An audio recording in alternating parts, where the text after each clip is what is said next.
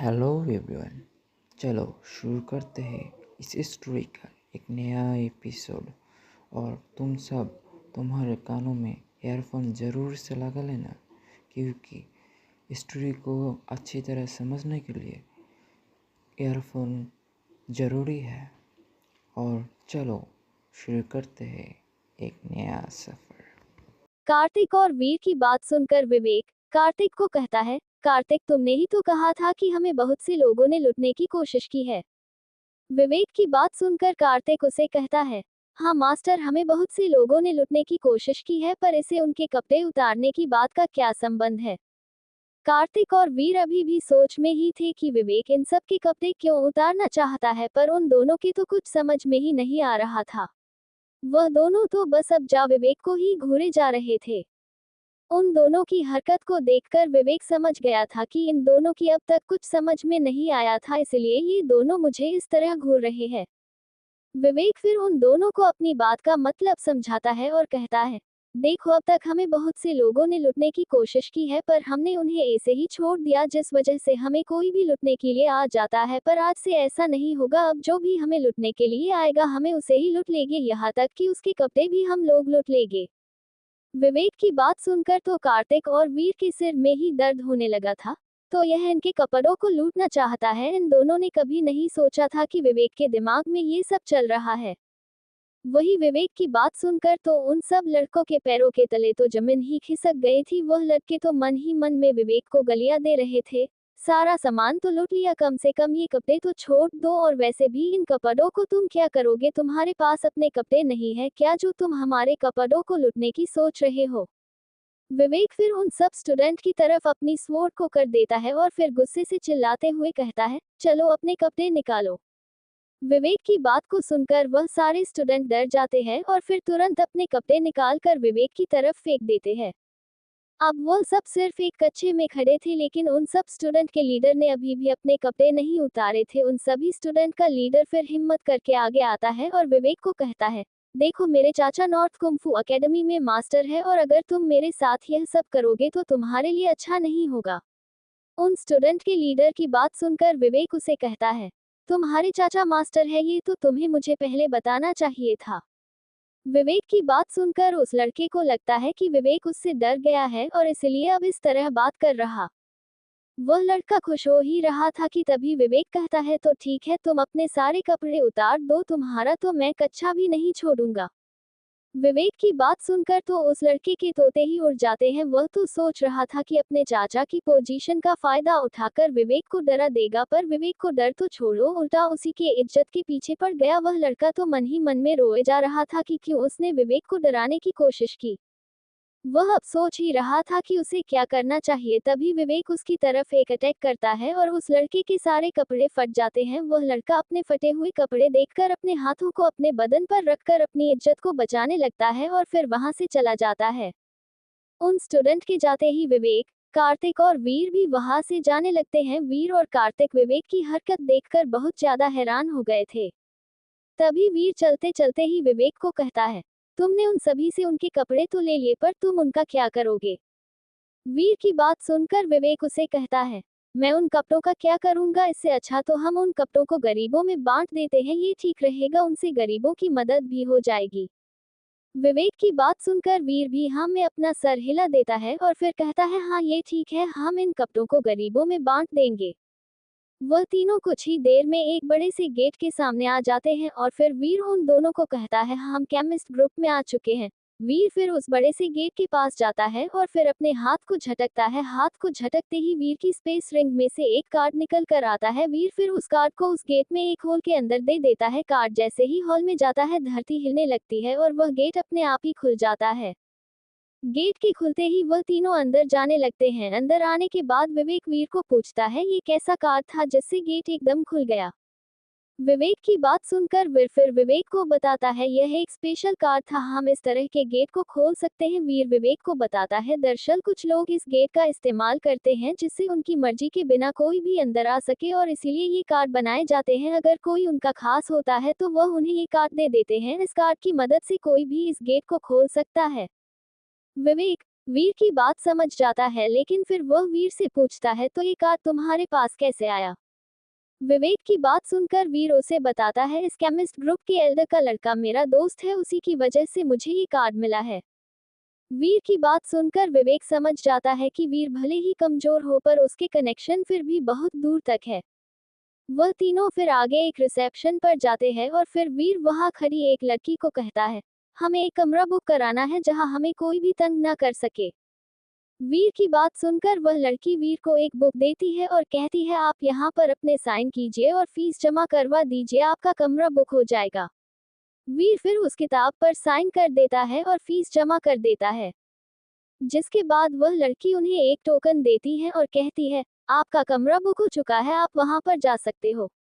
उस लड़की की बात सुनकर वह तीनों टोकन पर अपने रूम का नंबर देखते हैं। वीर देखते हैं उनके रूम का नंबर 214 है। वह तीनों फिर वहां से अपने कमरे की तरफ जाने लगते हैं। उन तीनों का कमरा ऊपर वाले फ्लोर पर था।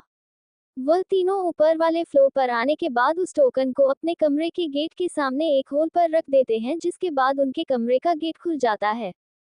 गेट के खुलते वह तीनों कमरे के अंदर आ जाते हैं। कमरे के अंदर आने के बाद विवेक देखता है कमरे में दवाई बनाने की सारी जड़ी बूटियां रखी है। वहां पर वह हर एक चीज थी जिससे दवाइयां बनाई जाती है। विवेक को नहीं लगा था कि वीर उसे इतनी शानदार जगह पर लेकर आएगा, पर उसे क्या पता था वीर अपनी बीमारी को ठीक करवाने के लिए उसे यहाँ तो क्या पिल पवेलियन भी ले जा सकता था। पिल पवेलियन वह जगह थी जहाँ केमिस्ट की हर चीज मिलती थी, दवाइयाँ बनाने की जड़ी बूटियां, इतना ही नहीं बल्कि दवाइयाँ बनाने की तकनीक भी मिलती थी। केमिस्ट हॉल तो पिल पवेलियन का एक छोटा सा ही हिस्सा है। विवेक फिर अपने आसपास देखता है और कहता है, तो चलो अब तुम्हारे लिए एक पिल बनाई जाती है। इतना कहकर विवेक वही रखी एक कढ़ाई के पास जाता है और फिर उसके नीचे आग जला देता है। कढ़ाई के नीचे आग जलते ही विवेक पास से सिल्वर ग्रास और ग्रीन पेपर को उठा लेता है और अपने हाथ को झटकता है, जिसके बाद उसके हाथ में एक डिमन स्टोन आ जाता है। डिमन स्टोन के हाथ में आते ही विवेक उसे कढ़ाई में डाल देता है। विवेक की इस हरकत को देखकर वीर के तो पैरों तले जमीन ही खिसक गई। वह तो अपने मन ही मन में सोचने लगा कि क्या यह आज हमें मरवाकर ही छोड़ेगा, क्योंकि अगर किसी भी डिमन स्टोन को गर्म किया जाए तो वह एक बम का काम करता है और फिर वह ब्लास्ट हो जाता है। और विवेक ने तो जलती हुई कढ़ाई में ही डिमन स्टोन को डाल दिया है। कार्तिक और वीर दोनों ही सोच रहे थे कि क्या विवेक का सुसाइड करने का मन है, और अगर मन है अभी तो अकेले करे ना, उन दोनों को अपने साथ लेकर आया है। कार्तिक और वीर सोच ही रहे थे कि विवेक क्या करना चाहता है, और तभी कढ़ाई में लगती है जैसे अभी ब्लास्ट हो जाएगी। कढ़ाई को हिलता हुआ देखकर कार्तिक और वीर दोनों के तो पसीने छूटने लगते हैं। तभी विवेक कढ़ाई में सिल्वर ग्रास को डाल देता है और फिर उसी के 10 सेकंड बाद उसने उसमें ग्रीन पेपर भी डाल दिया था। इन दोनों जड़ी बूटियों के कढ़ाई में जाते हैं। कढ़ाई शांत हो गई थी और फिर विवेक पिल को आकार देने लगता है। मैं दोनों जड़ी बूटियां डिमन स्टोन में मिलकर एक पिल का आकार ले रही थी। कुछ ही देर में पिल बनकर तैयार हो गई थी। जब विवेक ने उस पिल को कढ़ाई में से बाहर निकाला तो वह लाल रंग की पिल इस तरह चमक रही थी जैसे कोई हीरा अंधेरे में चमकता है। विवेक पिल को लेकर जैसे ही वीर और कार्तिक की तरह मुड़ता है, वह देखता है कि ये दोनों ही पसीने में पूरी तरह भीग गए और दोनों इस तरह खड़े हैं जैसे उन्होंने कोई भूत देख लिया हो। कार्तिक और वीर का ये व्यवहार वैसे तो ठीक भी था, क्योंकि अभी थोड़ी देर पहले उन्होंने अपनी मौत को अपने सामने ही देखा था। अगर विवेक डिमन स्टोन को ब्लास्ट होने से नहीं रोकता तो मैं दोनों तो वैसे भी आज बहुत ही बन जाते। उन दोनों को इस तरह देखकर विवेक के तो कुछ समझ में नहीं आ रहा था कि इन दोनों को क्या हो गया है। जब वह पिल बनाने के लिए गया था तब तो ये दोनों बिल्कुल ठीक है, इतनी जल्दी इन दोनों को क्या हो गया है। विवेक फिर इस बारे में ज्यादा नहीं सोचता है और फिर वीर के पास जाकर उसे वह पिल दे देता है और फिर कहता है, तुम ये पिल खाकर कल्टीवेशन करने की कोशिश करो तो तुम्हारी बीमारी ठीक हो सकती है। विवेक की बात सुनकर वीर शॉक में से बाहर निकलता है और फिर विवेक के हाथ में से पिल को लेकर वहीं पर खड़े खड़े पिल को खा लेता है और फिर जमीन पर पालथी मारकर बैठ जाता है और फिर कल्टीवेशन करने लगता है। वीर कुछ ही देर तक कल्टीवेशन करता है और फिर तुरंत उसका लेवल बढ़ जाता है। वीर जब कल्टीवेशन से उठता है तो वह पहले अपने लेवल में चेंज देखता है और वह अपने आप को लेवल 9 पर देखकर बहुत खुश होता है और फिर विवेक के सामने घुटनों पर आकर से थैंक यू बोलता है और कहता है, तुमने मेरे ऊपर जो एहसान किया है मैं उसे मरकर भी नहीं चुका पाऊंगा, लेकिन मैं जिंदगी भर तुम्हारे साथ रहकर तुम्हारी मदद करूंगा। वीर फिर खड़ा होता है और फिर विवेक से कंफ्यूजन में पूछता है, अच्छा वैसे तुम मुझे एक बात बताओ, जब तुमने डेमन स्टोन को जलती हुई कढ़ाई में डाला था तब तो वह ब्लास्ट होने ही वाला था, तो तुमने उसे रोका कैसे? और तुमने डेमन स्टोन से यह कौन सी पिल बनाई जिससे 10 मिनट में ही मेरा लेवल बढ़ गया? मैंने तो ऐसे किसी पिल के बारे में नहीं सुना था, यहाँ तक कि मुझे तो ये भी नहीं पता था कि डेमन स्टोन से भी कोई पिल बनाई जा सकती है। मैं तो बस यही जानता था कि डेमन स्टोन सिर्फ कल्टीवेशन के लिए ही इस्तेमाल होते हैं। वीर की बात सुनकर कार्तिक भी कहता है, हाँ मास्टर, इस बारे में तो मैं भी कुछ नहीं जानता, आपने ये कौन सी पिल बनाई है? विवेक जब पिल बना रहा था तो ये दोनों ही सोच रहे थे कि आज विवेक खुद तो मरेगा और उन्हें भी लेकर मरेगा, इसीलिए जब पिल बनी तो वह दोनों ही जानना चाहते थे कि यह पिल कौन सी है। इन दोनों ने ही पहले ऐसी किसी पिल के बारे में नहीं सुना था और वीर तो इस पिल के बारे में जानना ही चाहता था क्योंकि इसने उसे कल्टीवेशन करने में मदद जो की है। वीर और कार्तिक की बात सुनकर विवेक उन दोनों को बताना शुरू करता है, वीर देखो, दरअसल तुम्हें कोई बीमारी नहीं थी, तुम्हें तो वरदान मिला हुआ था जिसे तुम कभी पहचान ही नहीं पाए और इसीलिए तुम्हारा वरदान तुम्हारे लिए ही श्राप बन गया। विवेक की बात सुनकर तो वीर के होश ही उड़ गए और वह फिर अपने मन ही मन में सोचने लगा, क्या यह मेरा वरदान था? अगर यह मेरा वरदान था तो इसने मुझे इतना कमजोर कैसे बना दिया? तुम्हें पता भी है ना तुम क्या बोल रहे हो? वीर को विवेक की बात पर यकीन नहीं हो रहा था, लेकिन फिर भी वह विवेक से हिम्मत करके पूछता है, वरदान? क्या तुम्हें अपनी बात पर पूरा भरोसा है? क्या ये सच में मेरे लिए एक वरदान ही है? वीर की बात सुनकर विवेक को हैरानी नहीं होती, क्योंकि अगर विवेक ये बात किसी और के सामने कहता तो वह तो उसे पागल ही मान लेता, क्योंकि जिस वजह से कोई इंसान कई साल तक कल्टीवेशन ही ना कर सके तो वह चीज उसके लिए वरदान कैसे हो सकती है? विवेक फिर वीर को बताता है, वीर तुम्हें कोई बीमारी नहीं है, बल्कि सच तो यह है कि तुम्हारे अंदर डेमन ब्लड है और तुमने कल्टीवेशन करने के लिए जो तकनीक चुनी है वह है तो बहुत अच्छी, पर वह बहुत स्लो है और डेमन ब्लड को तो फास्ट कल्टीवेशन तकनीक चाहिए होती है, जिस वजह से तुम्हारे केंद्र बिंदु ब्लॉक हो गए थे और तुम कल्टीवेशन नहीं कर पाते थे। विवेक फिर अपनी बात को आगे बढ़ाते हुए कहता है, जब तुमने ये पिल खाई तो तुम्हारे केंद्र बिंदु पर प्रेशर पड़ा, जिस वजह से उसका ब्लॉक हट गया और तुम्हारी इतनी साल से एक ठीकी हुई एनर्जी तुम्हारे केंद्र बिंदु में से होकर निकल गई, जिस वजह से तुम्हारा लेवल इतनी जल्दी बढ़ गया है। विवेक की बात सुनकर वीर की सब कुछ समझ में आ जाता है कि क्यों विवेक ने उसे कहा कि यह बीमारी नहीं मेरे लिए वरदान था, क्योंकि डेमन ब्लड 100 सालों में किसी एक को ही मिलता है और वह कि कोई और नहीं बल्कि खुद वीर है, पर वीर ने अपनी गलती की वजह से उसे ही अपना श्राप बना लिया था। वीर फिर कुछ सोचते हुए कहता है, पर जहाँ तक मुझे पता है डेमन स्टोन से तो कोई पिल बनती ही नहीं, तो ये तुमने कैसे बनाए? और अगर बनाई भी तो ये पिल है कौन सी? मैंने तो कभी ऐसी पिल के बारे में नहीं सुना। वीर की बात सुनकर विवेक वीर को बताता है, मैंने जो पिल बनाई है उस पिल का नाम है डेमन पिल, जो कि डेमन स्टोन से बनाई गई है। मैंने जब डेमन स्टोन को जलती हुई कढ़ाई में डाला था तो वह ब्लास्ट होने ही वाला था, लेकिन मैंने उसमें तभी सिल्वर ग्रास को डाल दिया था। ये बात तो तुम्हें भी पता ही होगा कि सिल्वर ग्रास सर्दियों के मौसम में उगने वाली ग्रास गई, जिस वजह से वह ठंडी होती है। इसलिए सिल्वर ग्रास जैसे ही कढ़ाई में गई तो उसने डेमन स्टोन को शांत कर दिया और ब्लास्ट होने से रोक दिया। वीर जैसे जैसे विवेक की बात को सुन रहा था वैसे ही उसके सब कुछ समझ में भी आ रहा था, धीरे धीरे करके वीर की सब कुछ समझ में आ गया था। वीर तभी विवेक से पूछता है, ग्रीन पेपर पर तुमने ग्रीन पेपर का क्या किया? वीर का सवाल सुनकर विवेक उसे आगे बताने लगता है कि स्लिवेर ग्रास से डेमन स्टोन शांत तो हो गया था, पर उसे एक पिल का आकर देने के लिए ही मुझे ग्रीन पेपर की जरूरत पड़ी थी। विवेक फिर एक लंबी सांस लेता है और फिर अपनी बात को आगे बढ़ाते हुए कहता है, देखो, तुमने इतने सालों तक अलग अलग तरीके से अपनी एनर्जी को बढ़ाने की कोशिश की है, जो कि अभी भी तुम्हारे अंदर ही देखो, अब तुम्हारे केंद्र बिंदु का ब्लॉक हट गया है, जिस वजह से तुम्हारी एनर्जी तुम्हारे शरीर में आराम से घूम सकती है, जिस वजह से तुम अगले 10 दिनों में ही अर्थ लेवल की स्टेज 5 पर आ जाओगे। विवेक की बात सुनकर तो वीर को ऐसा लग रहा था कि जैसे किसी ने उसे पीने के लिए अमृत दे दिया हो। जहां वह कई साल से लेवल 9 पर आने की कोशिश कर रहा है, वहीं अब वह लेवल 9 पर भी आ गया है और अब विवेक कह रहा है कि वह अगले 10 दिनों में अर्थ लेवल की स्टेज 5 पर भी पहुंच जाओगे। उन तीनों का काम अब यहाँ पर पूरा हो गया था, जिस वजह से वह तीनों वहां से जाने लगते हैं। वह तीनों वहां से बाहर निकलकर वापस नॉर्थ कुंफू एकेडमी में जाने लगते हैं। चलते चलते ही विवेक रास्ते में ही अपने हाथ को झटकता है। विवेक जैसे ही अपने हाथ को झटकता है वैसे ही उसकी स्पेस रिंग में से उसके हाथ में तुरंत एक टोकन आ जाता है। विवेक के हाथ में टोकन को देखकर कार्तिक उससे पूछता है, मास्टर यह कैसा टोकन है?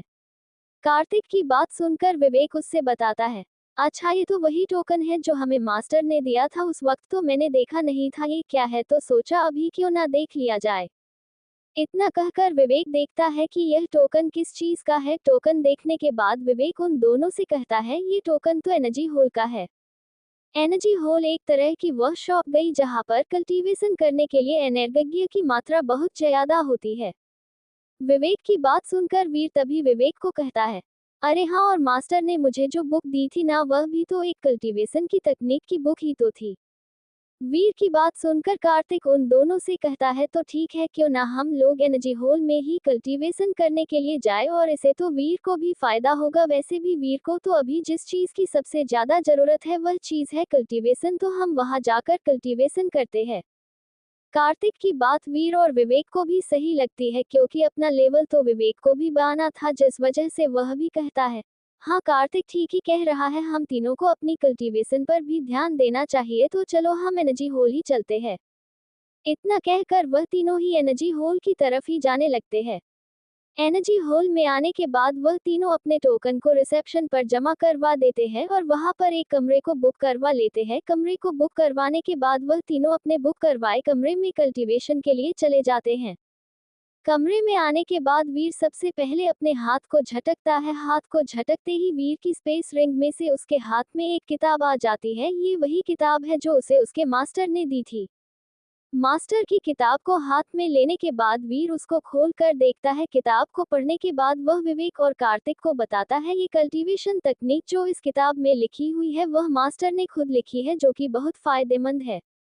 फिर की बात सुनने के बाद विवेक उसके हाथ में से किताब को लेकर पढ़ने लगता है और फिर वह भी यही कहता है, हाँ ये तकनीक बाकी तकनीक से बेहतर है। अगर मास्टर ये तकनीक किसी और को देते तो कम से कम ये 10,000 सोने के सिक्के की तो इसे कोई भी खरीद ही लेता। विवेक फिर वह तकनीक कार्तिक को दे देता है। उस तकनीक को पढ़ने के बाद वह तीनों ही कल्टीवेशन करने के लिए वही नीचे बैठकर पालथी मारते हैं और फिर कल्टीवेशन करने लगते हैं। जहां वह तीनों एक तरफ कल्टीवेशन कर रहे थे, वही दूसरी तरफ केमिस्ट हॉल में लगभग 30 साल का एक मोटा सा लड़का रिसेप्शन पर जाकर उस लड़की से कहता है, क्या मेरा रूम खाली है? उस मोटे से लड़के की बात सुनकर वह लड़की उससे बताती है, वो नहीं, आपका रूम खाली नहीं है। दरअसल आज आपके रूम में फर्स्ट एल्डर कुछ जरूरी काम कर रहे हैं, तो आपको आज आपका कमरे नहीं मिला। मुझे इस बात के लिए अफसोस है, पर मैं कुछ नहीं कर सकती हूँ, मुझे इसके लिए माफ कर दीजिए। उस लड़की की बात सुनकर वह मोटा लड़का उस पर चिल्लाते हुए बोलता है, तुम जानती थी कि आज मैं आऊंगा, लेकिन उसके बाद भी तुमने उन्हें मेरा ही रूम क्यों दिया? तुम उन्हें कोई और सा रूम भी तो दे सकती थी। लड़के की बात सुनकर लड़की उसे शांत करने की कोशिश करती है। देखिए, अभी एल्डर रूम में ही है, तो मैं आपकी कोई मदद नहीं कर सकती हूँ, पर हाँ, अगर आप चाहो तो आप एक दूसरा रूम इस्तेमाल कर सकते हैं और आप उसके बदले में बस उसका आधा किराया ही दे देना। उस लड़की की बात सुनकर वह मोटा आदमी कुछ देर तक सोचता है और फिर अपने हाथ को झटकता है। हाथ के झटकते ही उसकी स्पेस रिंग में से उसके हाथ में एक पोटली आ जाती है, जिसे वह उस लड़की को देते हुए कहता है, मैं इस बार तो तुम्हारी बात मान लेता हूँ, लेकिन अगर अगली बार फिर ऐसा हुआ तो तुम्हारे लिए अच्छा नहीं होगा। उस मोटे लड़के की बात सुनकर वह लड़की से कुछ नहीं कहते, बस उसके हाथ में एक टोकन दे देती है। लड़का देखता है टोकन पर नंबर लिखा हुआ है 214 और फिर वह उस 214 नंबर रूम की तरफ जाने लगता है। उस मोटे लड़के को रूम की तरफ जाते हुए देखकर वह लड़की एक राहत की सांस लेती है और अपने मन ही मन में सोच लिया, अच्छा हुआ कि इन लोगों ने रूम में ज्यादा वक्त नहीं लगाया था, वरना आज तो ये बड़ा तमाशा करता। उस लड़की ने उस मोटे आदमी को वीर का रूम दे दिया था, क्योंकि वीर ने तो सिर्फ कुछ ही देर तक रूम का इस्तेमाल किया था, जिसके बाद वहां से चला गया था, और उस लड़के ने उसी रूम को उस मोटे आदमी को दे दिया, वह भी आधे दाम पर, क्योंकि रूम तो पहले से ही बुक था। वह लड़की तो मन ही मन वीर को धन्यवाद कह रही थी। वही वह मोटा आदमी रूम के सामने आने के बाद रूम पर टोकन का इस्तेमाल करके रूम के अंदर चला जाता है। रूम के अंदर आने के बाद वह पहले तो रूम को ठीक से देखता है और फिर पिल बनाने के लिए कढ़ाई के पास जाता है। वह मोटा आदमी देखता है कि कढ़ाई पर जिसने पहले पिल बनाई थी, उसकी पिल का थोड़ा सा चुरा अभी भी कढ़ाई में ही लगा हुआ था। ये देखकर वह आदमी नाक सिकोड़ कर कहता है, अगर पिल बनाई थी तो कम से कम कढ़ाई साफ तो करके चले जाते, अब यह मुझे ही साफ करनी पड़ेगी। इतना कहकर वह मोटा आदमी आसपास कपड़े को देखने लगता है जिसे वह कढ़ाई को साफ कर सके। जब उसे कोई कपड़ा नहीं मिलता तो वह अपने हाथों से कढ़ाई को साफ करने की सोचता है। फिर वह मोटा आदमी सोचता है, चलो पहले ये देखता हूँ कि इसमें पिल कौन सी बनाई गई है। इतना सोचकर वह मोटा आदमी कढ़ाई में अपनी उंगली डालकर थोड़ी सी पिल के चूरे को अपनी उंगली पर लगा लेता है, जिसके बाद वे उसे चेक करने लगता है कि यह कौन सी पिल है। वह मोटा आदमी पिल को चेक कर रहा था और जैसे ही उसे पता चलता है कि यह कौन सी पिल है, वह तुरंत कहने लगता है, नहीं यह नहीं हो सकता, ये पिल कैसे बन सकती है। फिर वह मोटा आदमी उस रूम को बंद करके तुरंत रिसेप्शन वाली लड़की के पास जाता है और उसे कहता है, फर्स्ट एड रूम में से कब बाहर निकलेगे। उस मोटे आदमी के ये सवाल करते हुए देखकर वह लड़की थोड़ी हैरान तो होती, पर फिर वह बता देती है कि मुझे इस बारे में कुछ नहीं पता, रूम में जाने से पहले फर्स्ट एड ने कुछ नहीं बताया था। ये भी नहीं बताया था कि वह रूम से बाहर कब निकलेंगे, तो मैं आपको कुछ नहीं बता सकती हूँ। उस लड़की की बात सुनने के बाद वह मोटा आदमी उसे कहता है, तो ठीक है मैं इंतजार कर लूंगा, पर उनसे मिलना मेरा बेहद जरूरी है। उस मोटे आदमी की बात सुनकर लड़की हैरान हो जाती है और फिर उसे समझाते हुए कहती है, देखिए एल्डर रूम के अंदर हमें कुछ भी बताकर नहीं गए, तो हमें नहीं पता है कि वह बाहर कब आएंगे, उन्हें बाहर आने में समय भी लग सकता है, यहाँ तक कि कई दिन भी लग सकते हैं। लड़की की बात सुनकर वह मोटा आदमी रहता है, कोई बात नहीं, मैं इंतजार कर सकता हूँ और करूँगा भी, क्योंकि उनसे मिलना मेरा बेहद जरूरी है। उस मोटे आदमी की बात सुनकर लड़की हैरान तो हो गई थी, लेकिन उसने फिर उसे आगे समझाने की कोशिश नहीं, क्योंकि वह मोटा आदमी उसकी बात मान ही नहीं रहा था। लड़की ने सोचा इसे आगे समझाकर कोई फायदा नहीं, इसलिए मैं चुपचाप अपना काम करने लगी और वह मोटा आदमी इंतजार। वही दूसरी तरफ विवेक, वीर और कार्तिक तीनों ही अपने मास्टर की तकनीक से कल्टीवेशन कर रहे थे। उन तीनों को ही मास्टर की दी हुई तकनीक से कल्टीवेशन करने में बहुत फायदा हो रहा था, यहाँ तक कि उन तीनों को कल्टीवेशन करते हुए लगभग 2 घंटे हो गए थे, जिसमें कार्तिक तो अर्थ लेवल के स्टेज 2 पर भी आ गया था और विवेक अर्थ लेवल के पिक पर आ गया था। वही कार्तिक लेवल 9 के पिक पर आ गया था और अर्थ लेवल पर आने ही वाला था। वह तीनों ही अपनी बढ़ी हुई ताकत को देखकर बहुत खुश थे, जिसके बाद कार्तिक उन दोनों से कहता है, मास्टर की तकनीक तो बेहद अच्छी है, देखो हम कितनी जल्दी लेवल पार कर रहे हैं। कार्तिक की बात सुनकर वीर भी कार्तिक की बात से सहमत होते हुए कहता है, हाँ कार्तिक बात तो सही कर रहा है, मास्टर की तकनीक है तो बेस्ट, जब तो हम इतनी जल्दी लेवल पार कर पाए। फिर वीर आगे कहता है, लेकिन अब हमें यहाँ से जाना होगा और मुझे तो भूख भी लग रही है और बेहद थकान भी हो रही है, मन कर रहा है कि यहीं पर सो जाओ। वीर की बात सुनकर विवेक कहता है, थकान तो हमें भी हो गए, तो चलो घर चलते हैं और बीच में ही कहीं खाना खा लेंगे। फिर वह तीनों एनर्जी होल में से बाहर निकलकर वापस अपने घर की तरफ जाने लगते हैं। बीच में कहीं खाना खाकर वह तीनों जैसे ही घर में जाते तो वह इतने थके हुए थे कि तीनों घर में आते ही सो जाते हैं। लगभग आधी रात को विवेक को अपने दिमाग में कुछ अजीब सा महसूस देता है। पहले तो विवेक इस चीज पर ज्यादा ध्यान नहीं देता, पर जब वह उसकी हद से बाहर हो जाता है तो वह अपने दिमाग में जाने की सोचता है। उसे लग रहा था कि कहीं गोल्डन ड्रैगन ने उसके दिमाग में कुछ कर तो नहीं दिया, वैसे भी वह कल पूरे दिन उसके दिमाग से बाहर नहीं आया था। पहले तो विवेक को कुछ अजब लगा था, लेकिन फिर उसने इस बारे में ज्यादा सोचा नहीं था, लेकिन जब अब उसे अपने दिमाग में कुछ गड़बड़ लग रही है तो वह सोच रहा था कि वह इस दुनिया में किसी के हाथों मरे या नहीं, लेकिन इस गोल्डन ड्रैगन के हाथों जरूर मर जाएगा। इतना सोचकर विवेक फिर अपने दिमाग के अंदर आ जाता है। विवेक जैसे ही अपने दिमाग में आता है और गिर जो अपने दिमाग के अंदर देखता है, वह देखकर तो उसके होश ही उड़ जाते हैं। विवेक देखता है कि उसके दिमाग में एक छोटी लड़की बैठी हुई है और गोल्डन ड्रैगन उसे ही घुरे जा रहा है। विवेक ये सब देखकर इतना ज्यादा हैरान हो गया था कि उसके मुंह से तो एक शब्द भी नहीं निकल रहा था। विवेक सोच रहा था कि गोल्डन ड्रैगन ने इस लड़की को खुद ही अपनी एनर्जी से बनाया है, क्योंकि गोल्डन ड्रैगन ने पहले भी अपनी एनर्जी से उसके दिमाग में पहले भी कुछ ना कुछ करता ही रहता था, लेकिन आज तो उसने हद ही पार कर दी, अपनी एनर्जी से एक लड़की को ही बना दिया था। विवेक गोल्डन ड्रैगन के बारे में ये सब सोच ही रहा था कि वही गोल्डन ड्रैगन उस लड़की को ऐसे घुरे जा रहा था कि जैसे कि वह लड़की उससे उसके घर का हिस्सा मान लिया हो। गोल्डन ड्रैगन तो उसे ऐसे घूर रहा था जैसे कि वह भी उसे खा जाएगा। गोल्डन ड्रैगन तो उस लड़की को कैसे भी देख रहा हो, लेकिन विवेक तो उसे ठरकी ही समझ रहा था। विवेक तो गोल्डन ड्रैगन के बारे में गलत ही सोच रहा था। विवेक फिर हिम्मत करके गोल्डन ड्रैगन को कहता है, तुमने अब ये क्या बना दिया? विवेक की आवाज सुनकर गोल्डन ड्रैगन तुरंत विवेक की तरफ आने लगता है। गोल्डन ड्रैगन विवेक की तरफ आ ही रहा था, तभी वह विवेक की बात पर ध्यान देता है और फिर वहीं पर रुक जाता है। गोल्डन ड्रैगन रुकने के बाद विवेक को हैरानी से कहता है, क्या क्या कहा तुमने? इसे मैंने बनाया है।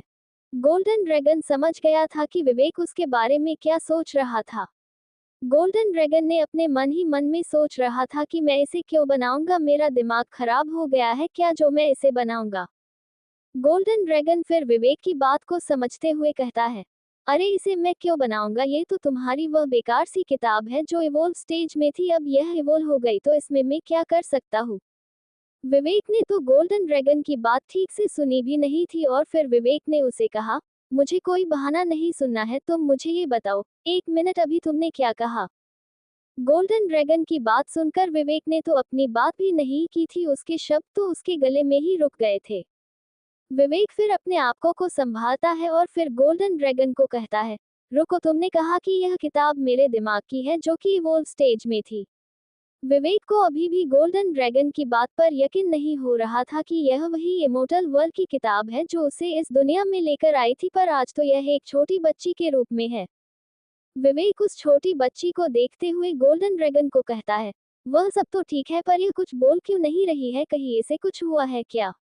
विवेक जब से अपने दिमाग के अंदर आया था वह देख रहा था कि यह छोटी बच्ची तो शांति से एक ही जगह पर बैठी हुई है। जब से विवेक अपने दिमाग में आया है तब से यह कुछ भी नहीं बोल रही थी, बल्कि यह तो चुपचाप एक ही जगह पर बैठी हुई थी। इसीलिए विवेक को लगा कि इसे कुछ हुआ है, इसीलिए यह नहीं बोल रही है।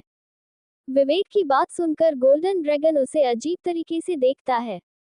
विवेक जब देखता है कि गोल्डन ड्रैगन उसे अजीब तरीके से देख रहा है तो वह उससे पूछता है, क्या हुआ, तुम मुझे ऐसे क्यों देख रहे हो? विवेक की बात सुनकर गोल्डन ड्रैगन उसे कहता है, तुम सवाल ही ऐसा पूछ रहे हो, क्या तुम्हें दिख नहीं रहा कि यह एक छोटी बच्ची है और छोटी बच्ची कहाँ बोलती हैं? क्या तुमने कभी किसी छोटी बच्ची को बोलते हुए देखा है? गोल्डन ड्रैगन की बात सुनकर विवेक को एहसास होता है कि उसने एक गलत सवाल पूछ लिया था, लेकिन फिर जल्दी ही विवेक की समझ में आता है कि उसने सवाल तो सही ही पूछा था, क्योंकि यह सच की बच्ची थोड़ी ना थी, ये तो एक किताब थी जो कि इवोल्व होने के बाद एक बच्ची में बदली थी। विवेक अब सोच रहा था कि अगर यह मुझसे कुछ बात ही नहीं करेगी तो मुझे कैसे पता चलेगा कि अब यह मेरे किस कम की है। इतना सोचकर फिर विवेक गोल्डन ड्रैगन से पूछता है, तो फिर यह बोलना कब शुरू करेगी? विवेक का सवाल सुनकर गोल्डन ड्रैगन उसे बताता है, जब ये बड़ी हो जाएगी, अभी यह पूरी तरह इवोल्व नहीं हुई है और जिस दिन यह इवोल्व हो जाएगी उस दिन ये बोलना भी शुरू कर देगी, लेकिन इसे बड़ा होने अभी थोड़ा समय लगेगा। गोल्डन ड्रैगन की बात सुनकर विवेक को थोड़ी हैरानी हो रही थी कि अभी यह इवोल्व ही नहीं तो फिर यह इवोल्व नहीं हुई। विवेक फिर अपने मन ही मन में सोचता है कि अगर यह अभी इवोल्व नहीं हुई और यह उसके बाद भी एक छोटी बच्ची के रूप में है तो क्या इसकी उम्र भी इंसानों की तरह ही बढ़ना शुरू होगी? अगर ऐसा हुआ तो इसे इवोल्व होने में तो बेहद समय लग जाएगा, लेकिन समय लगना होगा तो लगेगा ही ना, इसमें अब मैं क्या कर सकता हूँ? मैं इसे एकदम से तो बड़ा नहीं कर सकता हूँ ना, तो मुझे थोड़ा इंतजार तो करना ही पड़ेगा। विवेक ये सब सोच ही रहा था, तभी उसके मन में एक ख्याल और आता है और उसकी आंखों में चमक आ जाती है और फिर वह गोल्डन ड्रैगन से कहता है, अच्छा ठीक है, पर तुम मुझे एक बात बताओ, क्या इसे इवोल्व करने का कोई दूसरा तरीका नहीं है क्या? विवेक सोच रहा था कि बड़ा होने में तो इंसानों को समय लगता है, पर ये तो इंसान है ही नहीं, ये तो एक किताब है, तो इसे इवोल्व करने का कोई ना कोई दूसरा तरीका तो पक्का होगा ही ना। विवेक ये सब सोच ही रहा था, तभी गोल्डन ड्रैगन उसे बताता है, हाँ इसे इवोल्व करने का दूसरा तरीका है तो, पर उसमें भी थोड़ा समय तो लगेगा ही, अब देखो इंतजार तो तुम्हें करना ही पड़ेगा। गोल्डन ड्रैगन की बात सुनकर विवेक उससे तुरंत पूछता है, तरीका है तो जल्दी बताओ ना, तरीका क्या है? विवेक को इतना एक्साइटेड देखकर गोल्डन ड्रैगन उसे बताता है, अगर इसे जल्द से जल्द इवोल्व होना है तो हमें इसे ज्यादा से ज्यादा एनर्जी देनी होगी, जिस तरह से इंसान कल्टीवेशन करके एनर्जी को अपने अंदर सोखते हैं और फिर अपना लेवल बढ़ाते हैं, उसी तरह ये भी एनर्जी से अपने आप को जल्द ही इवोल्व कर लेगी। गोल्डन ड्रैगन की सारी बात ध्यान से सुनने के बाद विवेक के सब कुछ समझ में आ गया था कि अब यह इवोल्व कैसे होगी, लेकिन विवेक फिर कुछ सोचते हुए गोल्डन ड्रैगन से पूछता है, अच्छा अगर ये दूसरा तरीका है तो पहला तरीका क्या? विवेक को गोल्डन ड्रैगन की बात से इतना तो समझ में आ गया था कि इसे भी इंसानों की तरह ही एनर्जी से अपना लेवल बढ़ाना होगा, लेकिन गोल्डन ड्रैगन ने उसे कहा था कि यह तो दूसरा तरीका है, तो विवेक सोच रहा था कि पहला तरीका क्या है, और यही जानने के लिए विवेक ने गोल्डन ड्रैगन से यह सवाल पूछा था। विवेक की बात सुनकर गोल्डन ड्रैगन अपने सर को कंफ्यूजन में खुजाने लगता है और फिर विवेक को कहता है, मुझे क्या पता, वह तो इसे ही पता होगा ना, इसके बारे में हम क्या बता सकते हैं। गोल्डन ड्रैगन की बात सुनकर विवेक को तो उस पर इतना गुस्सा आता है कि उसका मन कर रहा था कि जो स्विमिंग पूल उसने यहाँ बनाया है उसी में उसे डुबाकर मार देना चाहता था, लेकिन फिर वह अपने आप को कंट्रोल करते हुए उससे पूछता है, अच्छा अगर तुम्हें इसके अलावा कोई दूसरा तरीका नहीं पता था तो तुमने ये क्यों कहा कि इसे इवोल्व करने के लिए मेरे पास दूसरा तरीका है? विवेक की बात सुनकर उसे बड़े ही आराम से कहता है, तुमने ही तो कोई दूसरा तरीका पूछा था ना, तो मैंने भी सीधा दूसरा तरीका ही बता दिया। गोल्डन ड्रैगन की बात सुनकर तो विवेक को और भी ज्यादा गुस्सा आ गया था, लेकिन फिर वह गोल्डन ड्रैगन के साथ ज्यादा बहस नहीं करना चाहता था, इसलिए वह फिर अपने दिमाग से बाहर आ जाता है, क्योंकि अगर वह वही अपने दिमाग के अंदर ही रहता तो गोल्डन ड्रैगन उसे पागल कर देता और फिर विवेक अपने फिमक से या तो फिर खुद मरकर ही आता या फिर गोल्डन ड्रैगन को मारकर। विवेक के साथ उसके दिमाग में जो भी हुआ वह उसके बारे में ज्यादा नहीं सोचता और फिर सो जाता है। सुबह होते ही विवेक, कार्तिक और वीर तीनों फ्रेश होने के बाद फिर से अपने मास्टर को ढूंढने के लिए चले जाते हैं। उन तीनों के मास्टर पता ही नहीं कब कहाँ चले जाते हैं, और अब अगर उन्हें अपने मास्टर से पढ़ना है तो इन्हें पहले अपने मास्टर को ढूंढना होगा, और इसलिए वह तीनों अब अपने मास्टर को ढूंढने के लिए जा रहे थे। जहां एक तरफ वह तीनों नॉर्थ कुंफू अकेडमी में अपने मास्टर को ढूंढने के लिए जा रहे थे, वहीं दूसरी तरफ केमिस्ट हॉल में वह मोटा सा आदमी अभी भी केमिस्ट हॉल में फर्स्ट एल्डर का इंतजार ही कर रहा था। वह मोटा आदमी पिछले एक दिन से कहीं नहीं गया था। उस मोटे आदमी को इस तरह इंतजार करते हुए देखकर रिसेप्शन पर खड़ी लड़की उसे समझाने के लिए उसके पास जाती है और फिर उसे कहती है, सर देखिए, आपको इंतजार करते करते एक दिन बीत गया, लेकिन एल्डर का अभी भी कुछ नहीं पता है कि वह अपने कमरे में से कब बाहर निकलेंगे, तो मेरी मानिए, इंतजार की जिद छोड़ दीजिए। वह लड़की फिर चुप हो जाती है और फिर आगे बोलती है, देखिए आप घबराए मत एल्डर, जब भी कमरे से बाहर निकलेंगे हम उन्हें सबसे पहले आपके बारे में ही बताएंगे, तो आपका यहाँ पर इंतजार करने का ना कोई फायदा नहीं है। उस लड़की की बात सुनकर वह मोटा आदमी उसे कोई ज्यादा भाव नहीं देता है और फिर अपनी नाक सिकोड़ कर उस लड़की को कहता है, मैंने इतनी देर तक यहाँ इंतजार किया है तो मैं कुछ समय तक और भी कर सकता हूँ, समझी? तुम अब जाकर चुपचाप अपना काम कर लो, मुझे परेशान मत करो। उस मोटे आदमी की बात सुनकर वह लड़की फिर उसे आगे कुछ नहीं कहती और फिर जाकर अपना काम करने लगती है, और वह मोटा आदमी फिर से अपना इंतजार करने में व्यस्त हो जाता है। फिर लगभग 2 घंटे बाद एक कमरे में से एक अधेड़ उम्र का आदमी बाहर निकल कर आता है। देखने में उसकी उम्र लगभग 40-41 साल की ही लग रही थी, लेकिन उसके चेहरे का तेज आज भी जवानी वाला ही था, और वही अधेड़ उम्र का आदमी था इस केमिस्ट्री का फर्स्ट एल्डर। एल्डर के बाहर आते ही वह मोटा आदमी तुरंत उठकर एल्डर की तरफ जाने लगता है और फिर आगे जाकर पहले एल्डर को प्रणाम करता है। केमिस्ट हॉल के एल्डर को सुमित बिरला प्रणाम करता है। उस मोटे आदमी का नाम सुनकर तो उस रिसेप्शन पर खड़ी लड़की के तो पैरों तले जमीन जी खिसक गई थी, क्योंकि सुमित बिरला पिल पवेलियन में फर्स्ट ग्रेड पिल मास्टर का डायरेक्ट स्टूडेंट था, जो कि अपने आप में ही एक बेहद बड़ी बात है। सुमित इस केमिस्ट हॉल में बेहद बार आया था, लेकिन उसने कभी भी उसका नाम जानने की कोशिश नहीं की, नहीं कभी सुमित ने उसे बताया, जिस वजह से उसका नाम जानकर वह लड़की हैरान हो गई थी। वह तो सोच रही थी कि इसे कोई काम धंधा नहीं है, इसलिए वह पिछले एक दिन से नहीं पर पड़ा है, घर जाने का तो नाम ही नहीं ले रहा है, इसलिए वह लड़की बार बार कोई बहाना बनाकर उसे यहाँ से भगाना चाहती थी।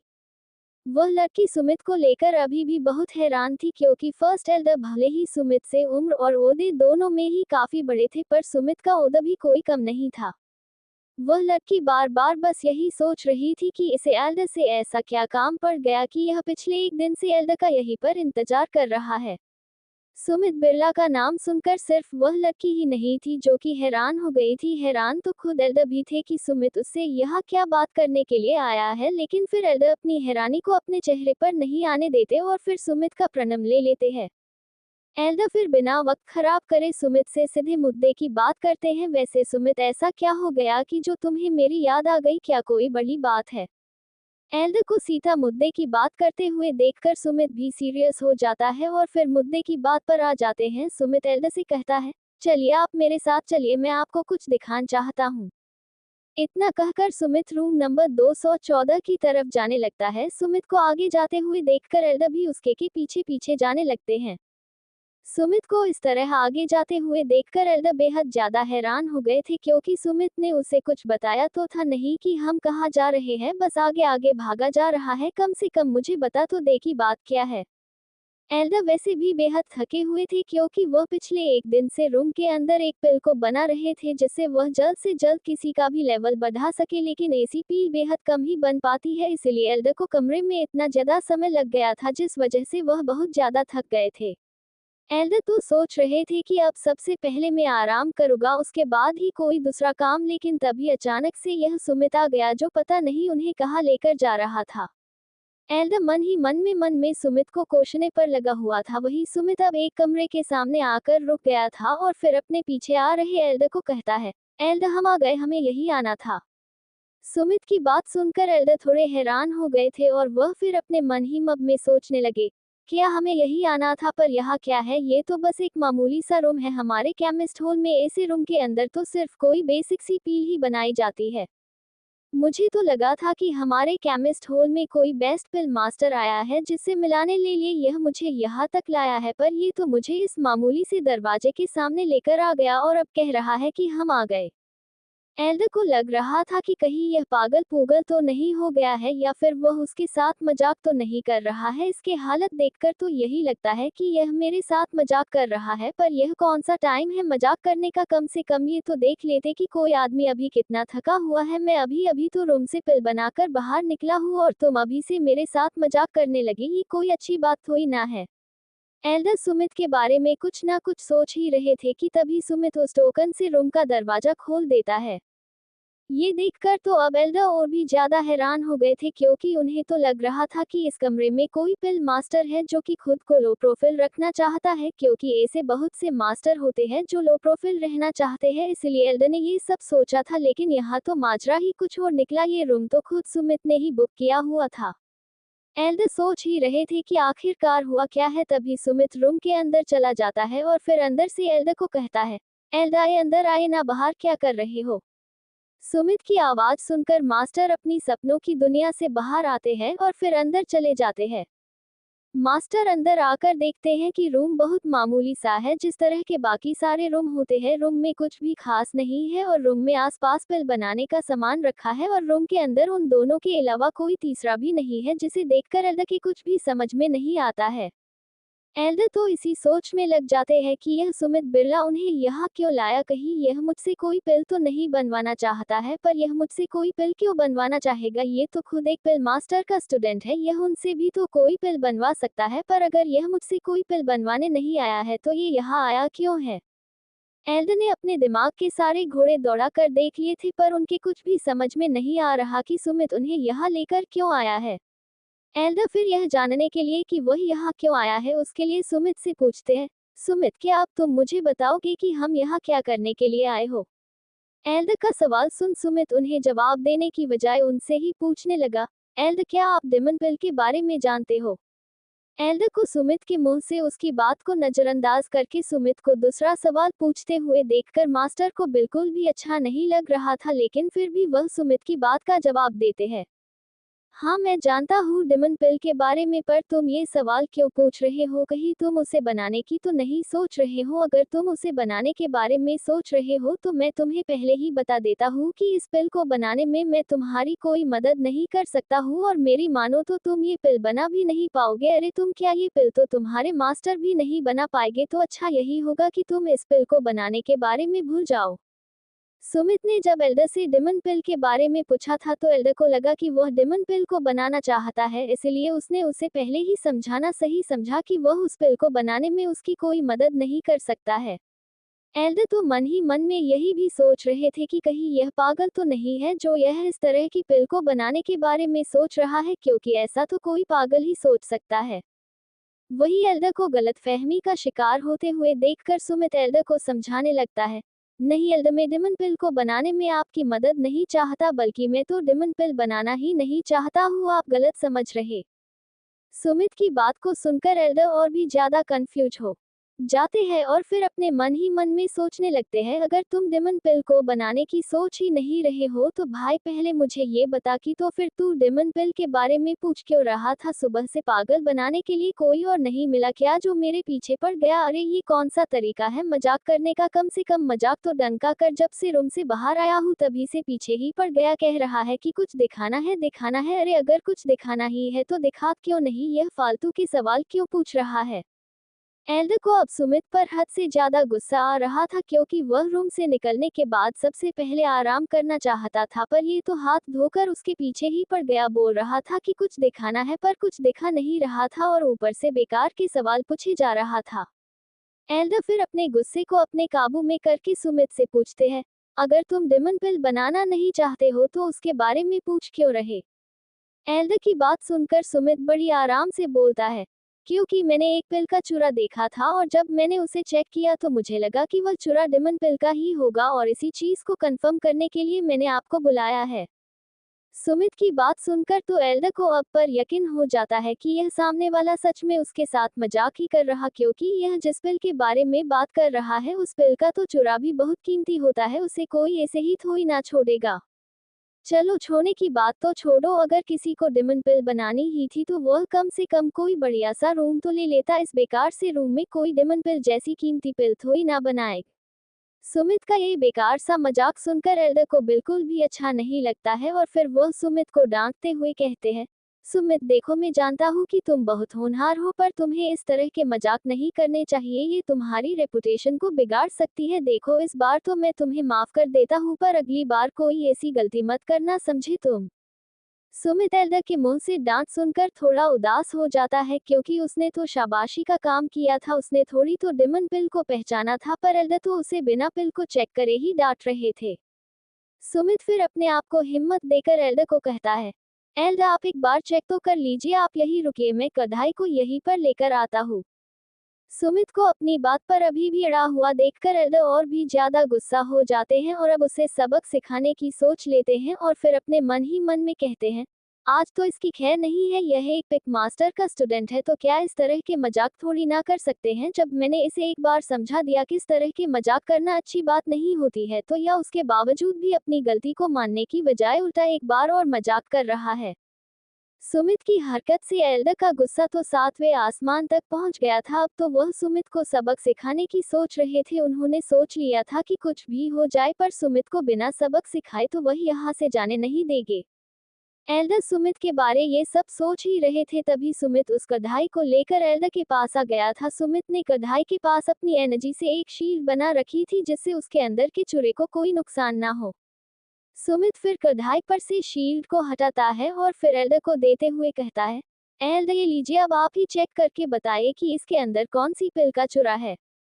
वैसे तो एल्डर का मन कर रहा था कि इस कढ़ाई को दूर फेंक दे और इस नाटकबाज का नाटक अभी खत्म करके इसे सबक सिखा दे, पर वह ऐसा करता नहीं और फिर सुमित के हाथ से कढ़ाई ले लेता है और फिर कढ़ाई के अंदर के चूरे को चेक करने लगता है। कढ़ाई के चारों तरफ एक लाल रंग का चूरा सा लगा हुआ था। हाँ, ये बात और थी कि वह चूरा अब पूरी तरह सड़ गया था, अगर उसमें थोड़ी बहुत ही एनर्जी बची हुई थी तो वह इसलिए क्योंकि सुमित ने उसके ऊपर अपनी शील्ड लगा रखी थी, वरना वह तो पूरी तरह खराब हो जाती और फिर तो कोई भी यह नहीं बता सकता था कि यह कौन सी पिल है। एल्डर को जब पता चलता है कि यह कौन सी पिल है तो उनके पैरों तले जमीन ही खिसक जाती है, उन्हें तो यकीन ही नहीं होता है कि सुमित सही बोल रहा था। वह पूरी तरह कंफर्म करने के लिए उस चूरे को एक बार और चेक करते हैं, लेकिन जब वापस उनके सामने वही सेम रिजल्ट आते हैं तो उन्हें तो यकीन ही नहीं होता है। एल्डर तो फिर अपने मन ही मन में अपनी पिल के बारे में सोचने लगे कि अगर यह सच में डिमन पिल का ही चूरा है तो फिर मैंने जो अपनी पिल के लिए इतनी मेहनत की है फिर तो वह बेकार ही हो गई, मेरी पिल से ज्यादा कीमती तो इस फर्स्ट ग्रेड डिमन पिल का चूरा ही होगा। एल्डर ने जो पिल बनाई थी वह सेकंड ग्रेड एनर्जी पिल है, जिसे खाकर कोई भी लेवल 9 का इंसान सीधा अर्थ लेवल पर आ सकता है, जो कि एक तारीफ का काम है। पर अब इस डिमन पिल को देखकर एल्डर को तो अपनी पिल बेकार ही लग रही थी। एल्डर को पता था कि वैसे तो डिमन पिल डिमन ब्लड को एक्टिवेट करने के काम आती है, पर अगर इस पिल को कोई अर्थ लेवल के स्टेज 8 का कोई इंसान खा ले तो वह सीधे लेवल स्टेज 9 पर आ सकता है। और एल्डर को पता था कि यह काम तो सिर्फ एक फर्स्ट ग्रेड की पिल ही कर सकती है, तो अगर पिल और भी ज्यादा अच्छी हो तो उसकी ताकत के बारे में तो एल्डर सोच ही नहीं पा रहे थे। एल्डर फिर हैरानी के साथ सुमित की तरफ देखते हैं और फिर उससे पूछते हैं, किसने ये पिल किसने बनाई है? मुझे उससे मिलना है जिसने ये पिल बनाई है, क्या तुम मुझे उससे मिलवा सकते हो? एल्डर की उससे मिलने की बात सुनकर सुमित की समझ में नहीं आता है कि अब वह उसे क्या कहे, क्यों उसे तो पता ही नहीं कि यह पिल किसने बनाई है। वह तो इस रूम में भी गलती से ही आया था, वरना उसे तो कभी इस पिल के बारे में पता भी नहीं चलता।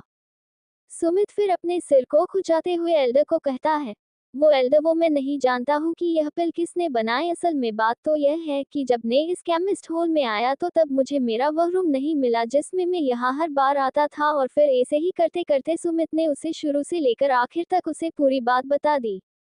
सुमित के मुंह से पूरी बात सुनने के बाद एल्डर रूम से बाहर निकल कर नीचे हॉल की तरफ जाने लगता है और उसके पीछे पीछे ही सुमित भी नीचे हॉल की तरफ जाने लगता है। एल्डर हॉल में आते ही सीधे रिसेप्शन पर खड़ी उस लड़की के पास जाते हैं और फिर एल्डर को रिसेप्शन की तरफ जाते हुए देखकर सुमित भी उनके पीछे पीछे जाने लगता है। एल्डर उस लड़की के पास जाते ही उससे पूछते हैं कि रूम नंबर 214 किसके नाम से बुक है।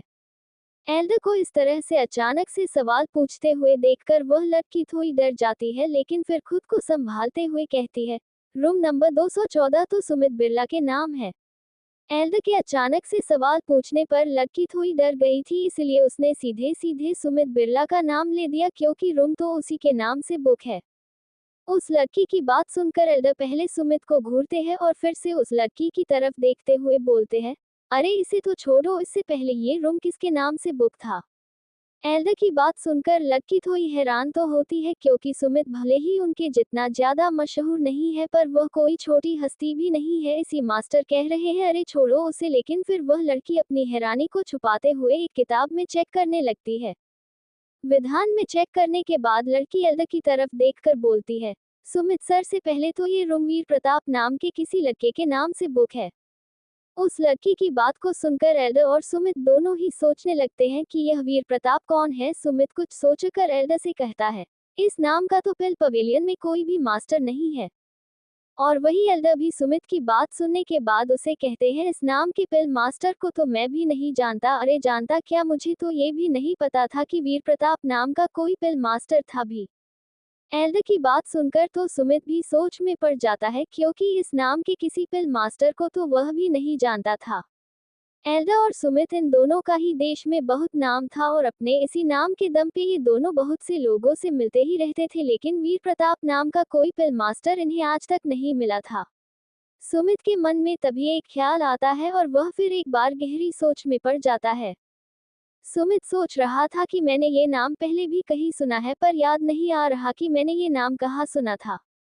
हाँ, ये मैं कैसे भूल सकता हूँ, राजा के परिवार का सरनेम भी तो प्रताप ही है।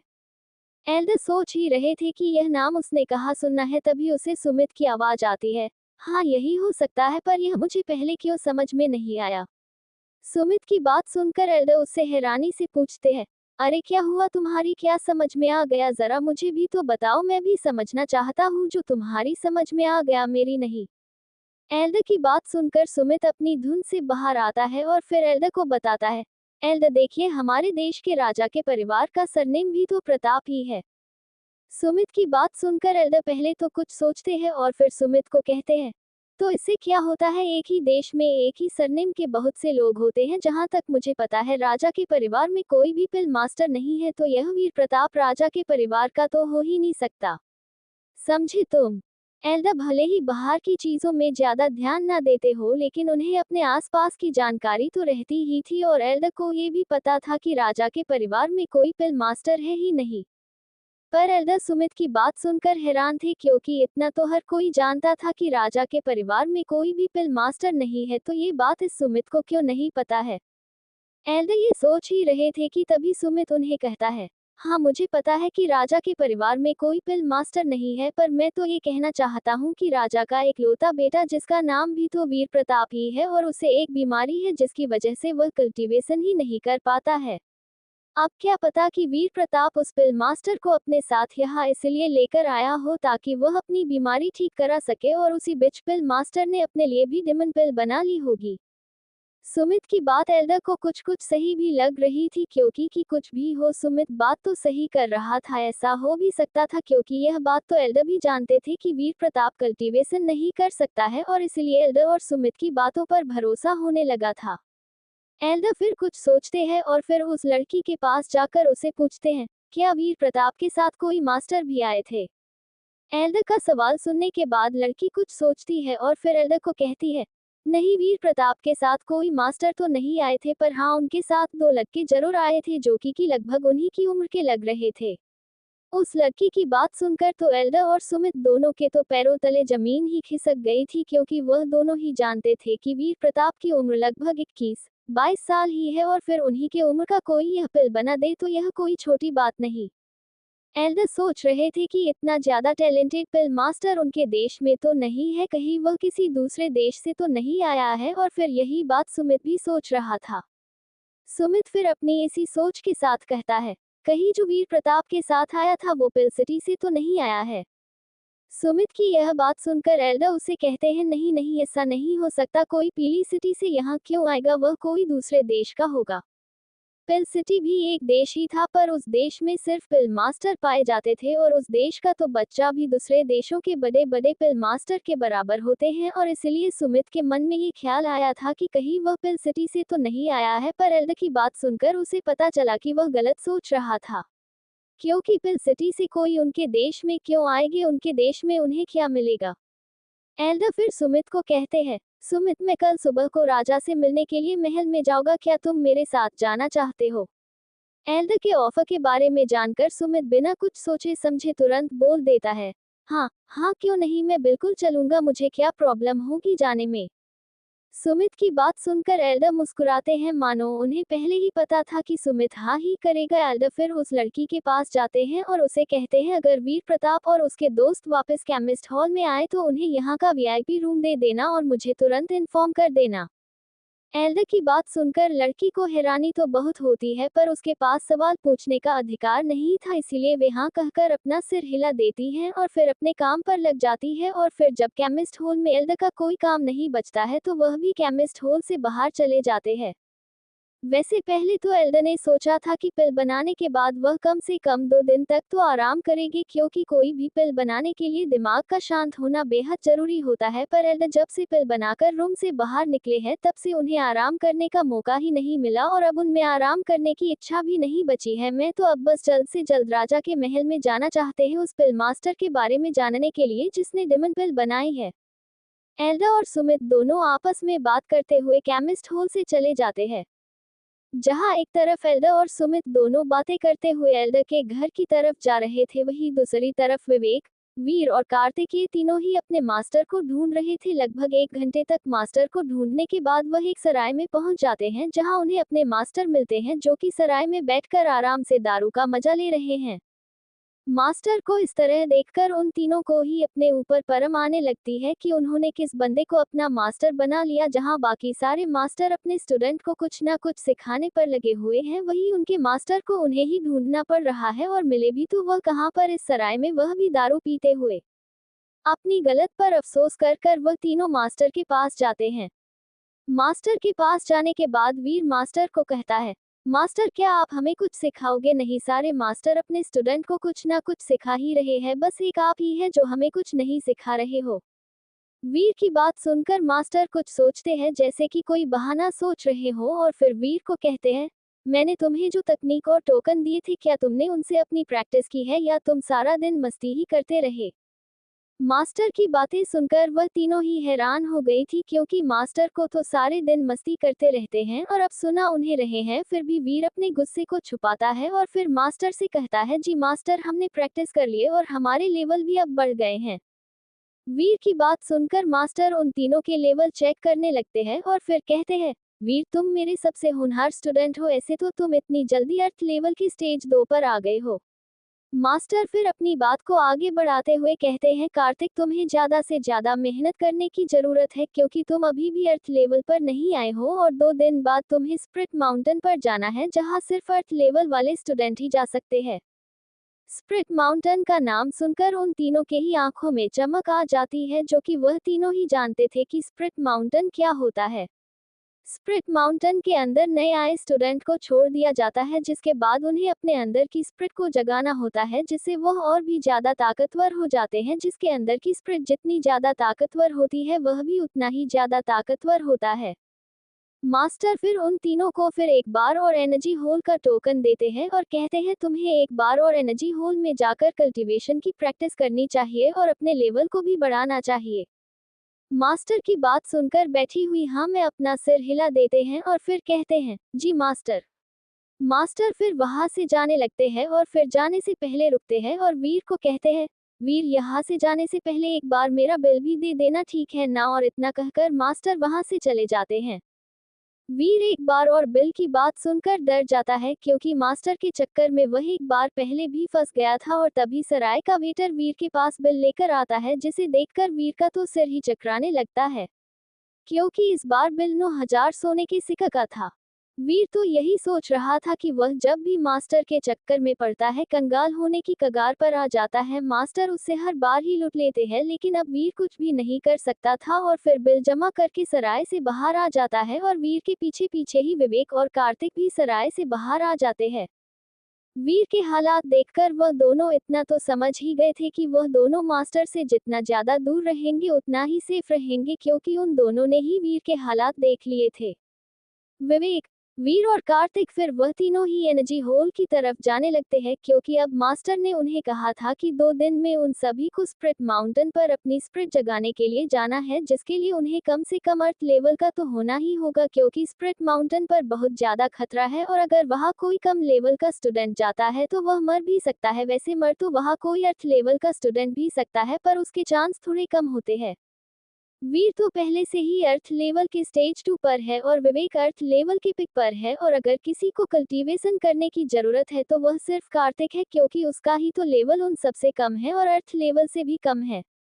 फिर कुछ ही देर में वह तीनों एनर्जी होल के पास आ जाते हैं और फिर रिसेप्शन पर अपना टोकन देते हैं और फिर एक रूम में चले जाते हैं और फिर मास्टर की तकनीक से कल्टीवेशन करने लगते हैं। कार्तिक और विवेक नीचे बैठते ही अपने हाथ को झटकते हैं और फिर तुरंत दोनों के हाथ में कुछ कल्टीवेशन करने के ट्रेजर आ जाते हैं, जो कि दोनों की स्पेस रिंग में से निकले थे। यही वही ट्रेजर थे जो कि उन्होंने वीर के ट्रेजर होल में से लिए थे। वीर के पास तो उसकी जमा की हुई एनर्जी है जिसकी मदद से वह आराम से लेवल को पार कर सकता है, लेकिन विवेक और कार्तिक के पास तो ऐसी कोई एनर्जी नहीं है जिसकी वजह से वह दोनों अपना लेवल अचानक से पार कर सके। इसीलिए उन दोनों ने कल्टीवेशन करने के लिए उन सारी चीजों को निकाला था। फिर वह तीनों मास्टर की दी हुई तकनीक से कल्टीवेशन करने लगते हैं। जहां वह तीनों एक तरफ कल्टीवेशन कर रहे थे, वहीं दूसरी तरफ कुछ 9-10 लड़के उन्हें ही ढूंढ रहे थे, जिनमें से लगभग सभी का लेवल अर्थ लेवल के पिक पर था और उनके लीडर का लेवल अर्थ लेवल के स्टेज 4 पर था। उनके लीडर का लेवल अभी कुछ समय पहले ही बढ़ा है, जिस वजह से वह अपने आप को बहुत ज्यादा ताकतवर मानने लगा है और उसका ये घमंड उसके चेहरे पर साफ साफ देखा जा रहा है। उन सब को कोई और नहीं बल्कि वही लड़का लेकर आया है जो कि विवेक से पहले एक बार पिट चुका है और विवेक ने उसके सारे कपड़े भी उतार दिए थे, इसलिए वह अपने अपमान का बदला लेने के लिए इन लड़कों को लेकर आया है, जिससे वह भी विवेक के साथ वह सब कर सके जो कि विवेक ने उसके साथ किया है। उन सभी लड़कों का लीडर उस लड़के से पूछता है, संजय, वह एनर्जी होल में क्या करने के लिए गए होगे? लीडर की बात सुनकर संजय मुंह बनाते हुए बोलता है, जो कि यहाँ सब करने के लिए आते हैं, कल्टीवेशन और क्या। संजय को वह लड़का पहले से ही पसंद नहीं था क्योंकि जब वह अपने चाचा के पास मदद मांगने के लिए गया था तो तब उसे वहां उसके चाचा मिले ही नहीं थे। उसे तो वहां भानु प्रताप मिला था जिसे वहां उसके चाचा छोड़कर गए थे, और फिर जब उसने भानु को ये सारी बात बताई थी तो उसने वीर का नाम सुनने के बाद अपनी टीम के सबसे कमजोर स्टूडेंट को उनसे लड़ने के लिए भेजा था। यही बात थी जो कि संजय को अच्छी नहीं लग रही थी। भानु प्रताप इस देश का राजा बनने वाला है और अपनी इसी पोजीशन की वजह से भानु प्रताप ने बिना एग्जाम दिए है नॉर्थ कुंफू एकेडमी में एडमिशन ले लिया है और अपना एक मास्टर भी बना लिया है। और जब भानु को वीर के बारे में पता चला तो उसने अपने सबसे कमजोर स्टूडेंट को इसलिए भेजा था क्योंकि वह जानता था कि कुछ भी हो जाए पर वीर कल्टीवेशन नहीं कर सकता है। वही दूसरी तरफ विवेक, कार्तिक और वीर उन तीनों को कल्टीवेशन करते हुए अब लगभग उन्हें 3 घंटे हो गए थे, लेकिन अब भी उन तीनों में से किसी का भी उठने का मन नहीं कर रहा था। तभी वीर के अंदर से एक बूम की आवाज आती है और फिर उसका लेवल पार हो जाता है और फिर कार्तिक के अंदर से भी बूम की आवाज आती है और उसका भी लेवल पार हो जाता है और अब वह दोनों ही कल्टीवेशन करना बंद कर देते हैं और अब साइड में बैठकर विवेक को देखने लगते हैं। विवेक फिर लगभग 15 मिनट और कल्टीवेशन करता है, लेकिन फिर भी उसका लेवल पार नहीं होता है और फिर वह भी कल्टीवेशन करना बंद कर देता है और फिर वीर और कार्तिक के लेवल चेक करने लगता है। वीर अपनी सारी एनर्जी का इस्तेमाल करके अब अर्थ लेवल के स्टेज 5 पर आ गया था और अब उसे अपने लेवल को पार करने के लिए मेहनत करनी पड़ेगी और वही कार्तिक भी अब अर्थ लेवल के स्टेज 2 पर आ गया था। जहां इन दोनों ने अपने लेवल को इतनी बढ़िया तरीके से बढ़ाया था, वही विवेक अब अर्थ लेवल के स्टेज 2 के पिक पर ही आ पाया था। विवेक का लेवल कार्तिक से बड़ा तो था पर इन दोनों के लेवल में कोई ज्यादा फर्क नहीं था। अगर इन दोनों को आपस में लड़वाया जाए तो इन दोनों में से वही जीतेगा जिसके पास अच्छी तकनीक और ज्यादा ट्रेजर हो, वरना तो दोनों की ताकत बराबर ही होगी। आज इन तीनों में अगर सबसे पीछे कोई रह गया था तो वह विवेक ही था, पर यह विवेक के साथ क्यों हो रहा था इस बारे में तो विवेक को भी नहीं पता था। फिर वह तीनों बाहर जाने लगते हैं और वही उन तीनों का इंतजार कर रहे लड़के आपस में ही बात कर रहे थे। अरे वह सब कब को बाहर आएंगे, हम कितनी देर से इंतजार कर रहे हैं। वही दूसरा बोलता है, अरे संजय वह तीनों सच में यही आए थे ना, कभी तुम हमें गलत जगह लेकर आ गए हो। तभी फिर तीसरा भी बोलता है, हाँ संजय मुझे भी यही लगता है कि हम इतनी देर से गलत जगह ही इंतजार कर रहे हैं। उन सब की बातें सुनकर संजय को गुस्सा आने लगा था और फिर वह गुस्से में ही बोलता है, नहीं मुझे पूरा विश्वास है कि वह तीनों यही आए थे, मुझे इस बात पर पूरा भरोसा है। समझे तुम सब। वह सब आपस में इस तरह की बात कर रहे थे, तभी उनमें से एक बोलता है, अरे वहां गए देखो, वह सब वहां से आ रहे हैं। उस लड़के की बात सुनकर सब एनर्जी होल की तरफ देखने लगते हैं जहां से विवेक, कार्तिक और वीर वह तीनों ही आ रहे थे। उन तीनों को देखकर उन स्टूडेंट का लीडर बोलता है, हम सब उन्हें किसी ऐसी जगह सबक सिखाएंगे जहां पर कोई भी नहीं होगा। अगर हम उन्हें सबके सामने कुछ करते हैं तो हम खतरे में आ सकते हैं, इसीलिए पहले उन्हें कहीं अकेले में जाने दो। वही उन तीनों को तो कल्टीवेशन करने के बाद तो बड़ी भूख लग रही थी और फिर अपनी भूख को मिटाने के लिए वह तीनों सबसे पहले तो किसी रेस्टोरेंट में जाकर खाना खाना चाहते थे, इसीलिए वह तीनों एनर्जी होली से निकलते ही रेस्टोरेंट की तरफ जाने लगते हैं। रेस्टोरेंट का रास्ता वैसे तो पब्लिक में से होकर जाता था, पर उन तीनों ने रेस्टोरेंट में जल्दी पहुंचने के चक्कर में ये शॉर्टकट ले लिया था जहां पर कोई ज्यादा आता जाता नहीं था।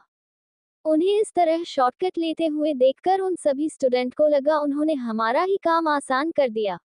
इतना सोचकर वह सारे स्टूडेंट भी शॉर्टकट की तरफ ही जाने लगते हैं और फिर उन तीनों को आगे जाकर के लेते हैं।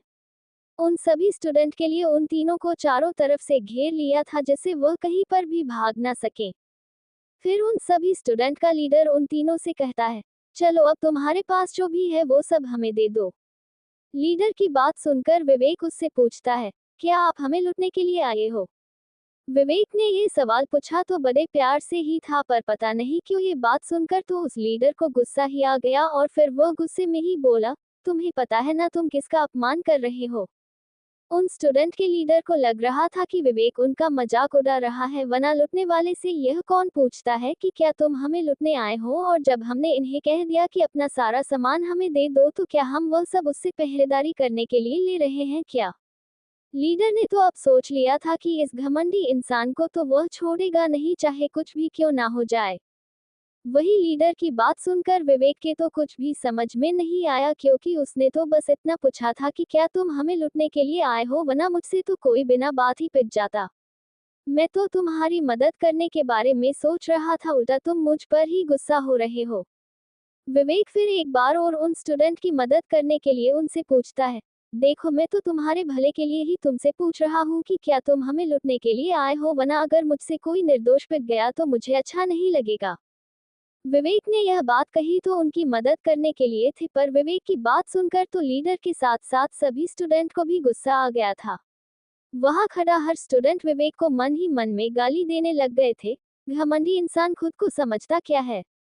ये सोचता है कि हम सबको एक साथ पीट सकते हैं। इसका घमंड तो आज उतारना ही होगा। आज इसे बता देंगे कि घमंड करना होता क्या है। वही विवेक को अब लग रहा था कि वह सब उसकी बात समझ चुके हैं, इसीलिए वह कहता है, देखो अगर अब तुम मेरी बात समझ ही चुके हो तो हमें जाने के लिए रास्ता दे दो, क्योंकि मुझे बहुत भूख लग रही है और अब मैं और बर्दाश्त नहीं कर सकता हूँ। विवेक की बात सुनकर तो उन सभी स्टूडेंट का गुस्सा सातवें आसमान पर ही पहुंच गया था। उन्होंने तो सोच लिया था कि इसकी भूख तो आज हम अपने जूते चप्पल से ही मिटा देंगे, इसको इतने जूते चप्पल खिलाएंगे कि अगली बार कभी भूख नहीं लगेगी। उन सबके मन की बात से अनजान विवेक अब वीर और कार्तिक को कहता है, अरे चलो तुम दोनों खाना खाने के लिए नहीं जाना है क्या? विवेक की बात सुनकर कार्तिक और वीर तो सदमे में ही चले गए थे, और जब उन्होंने विवेक की बात सुनी तो उन्हें होश आया, लेकिन विवेक की बात पर जब उन्होंने ध्यान दिया तो उन्हें तो एक और बड़ा झटका लगा था। और फिर वह दोनों अपने मन ही मन में सोचने लगे, क्या खाना खाने के लिए जाना है? अरे खाने का इंतजाम तो तुमने पहले ही कर दिया, पर लगता है कि आज खाने की बजाय जूते चप्पल पड़ेगी। इन लोगों को इतना गुस्सा दिलाने की क्या जरूरत थी? तुम तो आज मरवा कर ही मानोगे। भाई क्या तुम थोड़ी देर के लिए अपना मुंह बंद नहीं कर सकते हो? जहां ये दोनों विवेक की बात सुनकर सदमे में थी, वहीं उन सभी स्टूडेंट ने अपनी अपनी स्वॉर्ड को बाहर निकाल लिया था और फिर उन सभी पर अटैक करने के लिए तैयार हो गए थे। उन सभी को अटैक के लिए तैयार होते हुए देखकर उन तीनों ने भी अपनी स्वॉर्ड को बाहर निकल लिया था। विवेक ने भी अपनी स्वॉर्ड को बाहर तो निकाल लिया था, पर उसके समझ में यह नहीं आ रहा था कि जब ये लोग उन्हें लूटने के लिए नहीं आए तो वह उन पर अटैक क्यों कर रहे हैं। कार्तिक और वीर को तो लगने लगा था कि विवेक उन दोनों को बड़ी बुरी तरह मरवाएगा, क्योंकि यह तो कहीं भी शुरू हो जाता है और फिर बाद में उन्हें ही लड़ना पड़ता है। विवेक उन स्टूडेंट को अपनी तरफ आते हुए देखकर अपनी थर्ड आई को एक्टिवेट कर लेता है। थर्ड आई के एक्टिवेट होते ही विवेक को उन सब की तकनीक आराम से दिखने लगती है और फिर वह उन स्टूडेंट के लीडर के पास जाता है और उसकी स्वॉर्ड को अपनी स्वॉर्ड से रोककर जोर से लात मारता है। लात के लगते हैं वह स्टूडेंट उठते हुए दूर जाने लगता है और फिर अपने दूसरे साथी के ऊपर गिरता है और वह दोनों ही ढेर हो जाते हैं और बाकी सबको वीर और कार्तिक संभाल लेते हैं। वीर फाइट करते हुए जब संजय को देखता है तब उसकी समझ में ये सारा माजरा आ जाता है कि क्यों ये सब उन्हें लुटने के लिए अचानक से आ गए थे, पर अब वीर की समझ में आ रहा था कि यह सब अचानक से नहीं बल्कि सोच समझकर किया गया है। वही सबके साथ फाइट करने के बाद भी वे उन सबको एक ही जगह पर इकट्ठा कर देता है और फिर सबसे कहते हैं, चलो अब जल्द से जल्द अपनी स्पेस रिंग मुझे दे दो। विवेक की बात सुनकर दो उन सभी स्टूडेंट के पैरों तले जमीन ही खिसक जाती है, क्योंकि थोड़ी देर पहले तो विवेक उनसे पूछ रहा था, क्या तुम लोग हमें लूटने के लिए आए हो, और अब खुद ही उन सबको लूट रहा है, कहीं ये थोड़ा पागल तो नहीं है? और मन ही मन सब संजय को गालियां भी दे रहे थे। ये कहाँ फंसवा दिया, इस संजय ने पहले नहीं बता सकता था कि यह कितना ताकतवर है और इसे हमारे सिवाय कोई और नहीं मिला था क्या? जो ये हमें यहाँ पर लेकर आ गया था, आज तो ये हमें मरवा ही देगा। जहाँ वह सब स्टूडेंट संजय को गाली दे रहे थे, वहीं उन सब के लीडर के तो होश ही उड़ गए थे। उसने जब से लेवल पार किया है वह तब से ही अपने आप को सबसे ज्यादा ताकतवर मानने लगा था, और लेवल पार करने के बाद उसके ग्रुप में उसकी इज्जत भी बढ़ गई थी, जिस वजह से वह अपने आप पर ज्यादा ही घमंड करने लग गया था। लेकिन आज विवेक ने ही उसका सारा घमंड चकनाचूर कर दिया। वही उन सबको शांत खड़ा हुआ देखकर विवेक उनकी तरफ अपनी स्वॉर्ड को करता है और फिर उन सबको कहता है, तुम्हें सुनाई नहीं देता क्या? मैंने क्या कहा? जल्दी से अपनी स्पेस रिंग उतारो और मुझको दे दो, वरना तुम्हारे साथ अच्छा नहीं होगा। विवेक की धमकी भरी बात को सुनकर वह सभी स्टूडेंट डर जाते हैं और अपनी अपनी स्पेस रिंग को उतारकर विवेक को दे देते हैं। विवेक वह सारी स्पेस रिंग लेने के बाद उन सभी लड़कों को कहते हैं, चलो अब अपने कपड़े उतारो। विवेक की बात सुनकर उन सभी स्टूडेंट के उसी तरह हो जाते हैं जिस तरह संजय के हो गए थे। संजय को छोड़कर सभी कंफ्यूज देख रहे थे और सभी अपने मन में एक ही बस पूछ रहे थे, अरे ये हमारे कपड़े क्यों उतरवाना चाहता है? कहीं है उस तरह का लड़का तो नहीं है? अरे मैंने तो इसे बेशर्म लड़का कहीं भी नहीं देगा, तू इतने सारे लड़कों को एक साथ कपड़े उतारने के लिए कह रहा है। ये ख्याल आते ही वह सभी स्टूडेंट विवेक को अजीब ही तरीके से देखने लगते हैं, जैसे उन्होंने विवेक को नहीं किसी भूत को देख लिया हो। उन सभी लड़कों की हरकतों को देखकर संजय समझ चुका था कि यह सब क्या सोच रहे हैं, इसीलिए उसने सर की गलतफहमी को दूर करते हुए कहा, अरे अरे तुम सब गलत समझ रहे हो, इसके कहने का मतलब यह है कि यह तुम्हारे कपड़े भी लूटना चाहता है, इसीलिए तुम्हें कपड़े उतारने के लिए कह रहा है, इसका और कोई इरादा नहीं है। संजय की बात सुनने के बाद सभी स्टूडेंट की गलतफहमी दूर हो जाती है और वह फिर कहते हैं, अच्छा अच्छा, तो ऐसा कोई गलत इरादा नहीं है, हम तो बेचारे के बारे में बिना बात ही गलत सोच रहे थे, पर ये तो नेक दिल का है। वह सब विवेक की तारीफ कर ही रहे थे कि तभी उन्हें संजय की बात का ध्यान आता है और उन सब के चेहरे फिर से सिकुड़ जाते हैं और वह सब फिर से विवेक को मन ही मन में गालियां देने लगते हैं, क्या ये हमारे कपड़े लेना चाहते हैं, पर यह कपड़े बात करेगा कि नहीं, इसे कोई और प्लान नहीं मिला जो अब ये कपड़े लूटने लगा, इसके पास कपड़े खरीदने के लिए पैसे नहीं है क्या? अगर नहीं है तो मुझसे ले ले, मैं दे दूंगा, पर कपड़े लूट क्यों रहा है? क्या नॉर्थ कुंफू अकेडमी का स्टूडेंट होने के बाद भी कपड़े लूटना क्या है शोभा देता है? जो सब थोड़ी देर पहले ही ने की तारीफ कर रहे थे कि इसके इरादे गलत नहीं है, वही सब अब इसे गालियां दे रहे थे। उन सबको फिर से शांत खड़ा हुआ देखकर विवेक एक बार और गुस्से में बोलता है, तुम्हें एक बार में कुछ सुनाई नहीं देता क्या? जल्दी से अपने कपड़े निकालो, मुझे फिर खाना खाने के लिए भी जाना है। मुझे आज बहुत तेज भूख लग रही है, तो जल्द से जल्द अपने कपड़े निकालो, और अगर मुझे गुस्सा आ गया ना तो बिना कपड़ों के तुम्हें चौराहे पर लटका दूंगा, समझे? तो अब जल्दी अपने कपड़े निकालो। विवेक की धमकी सुनकर दो वह लड़के और भी ज्यादा डर गए थे, क्योंकि अगर यदि वह कपड़े उतार देते हैं तो वह छुप छुपा कर भी अपने घर जा सकते हैं, लेकिन अगर बिना कपड़ों के चौराहे पर लटका दिया गया तो उन्हें तो कहीं मुंह छुपाने की भी जगह नहीं मिलेगी, उनके बारे में हर किसी को पता चल जाएगा। इसीलिए मैं सभी स्टूडेंट अपने अपने कपड़े उतार कर विवेक की तरफ फेंक देते हैं, जिसे कार्तिक अपनी स्पेस रिंग में रख लेता है, लेकिन उन सभी स्टूडेंट के लीडर ने अभी भी अपने कपड़े नहीं उतारे थे, क्योंकि अगर उसने ऐसा किया तो उसकी कोई भी इज्जत नहीं करेगा और वह फिर अपने ग्रुप में किसी को मुंह दिखाने के लायक भी नहीं बचेगा। किस वजह से मैं अभी भी अपने कपड़े उतारने में कतरा रहा था, क्योंकि भले ही वह अपने ग्रुप में सबसे ज्यादा ताकतवर नहीं था, पर वह था तो एक लीडर ही ना, जिस वजह से यह उसकी इज्जत के खिलाफ था। उन सभी स्टूडेंट के लीडर को अभी भी आराम से खड़ा हुआ देखकर विवेक फिर से चिल्लाता है, तुम्हें सुनाई नहीं दिया था मैंने क्या कहा, या तुम्हें चौराहे पर लटकना है? विवेक की धमकी सुनकर वैसे तो लीडर का रोने का मन कर रहा था, पर वह अपने आप को संभालता है और हिम्मत करके विवेक को कहता है, देखो हमारे लीडर 7 स्टार ग्रुप में ज्वाइन हो चुके हैं, और अगर तुम मेरे साथ कुछ भी करते हो तो तुम सीधा 7 स्टार ग्रुप पर दुश्मनी ले लोगे, और जो कि तुम्हें बहुत महंगी पड़ेगी। तो अच्छा यही होगा कि हम इस बात को यहीं पर भूल जाते हैं, मैं तुम्हें आगे कभी कुछ नहीं कहूंगा और तुम भी अब इस बात को यहीं पर छोड़ दो।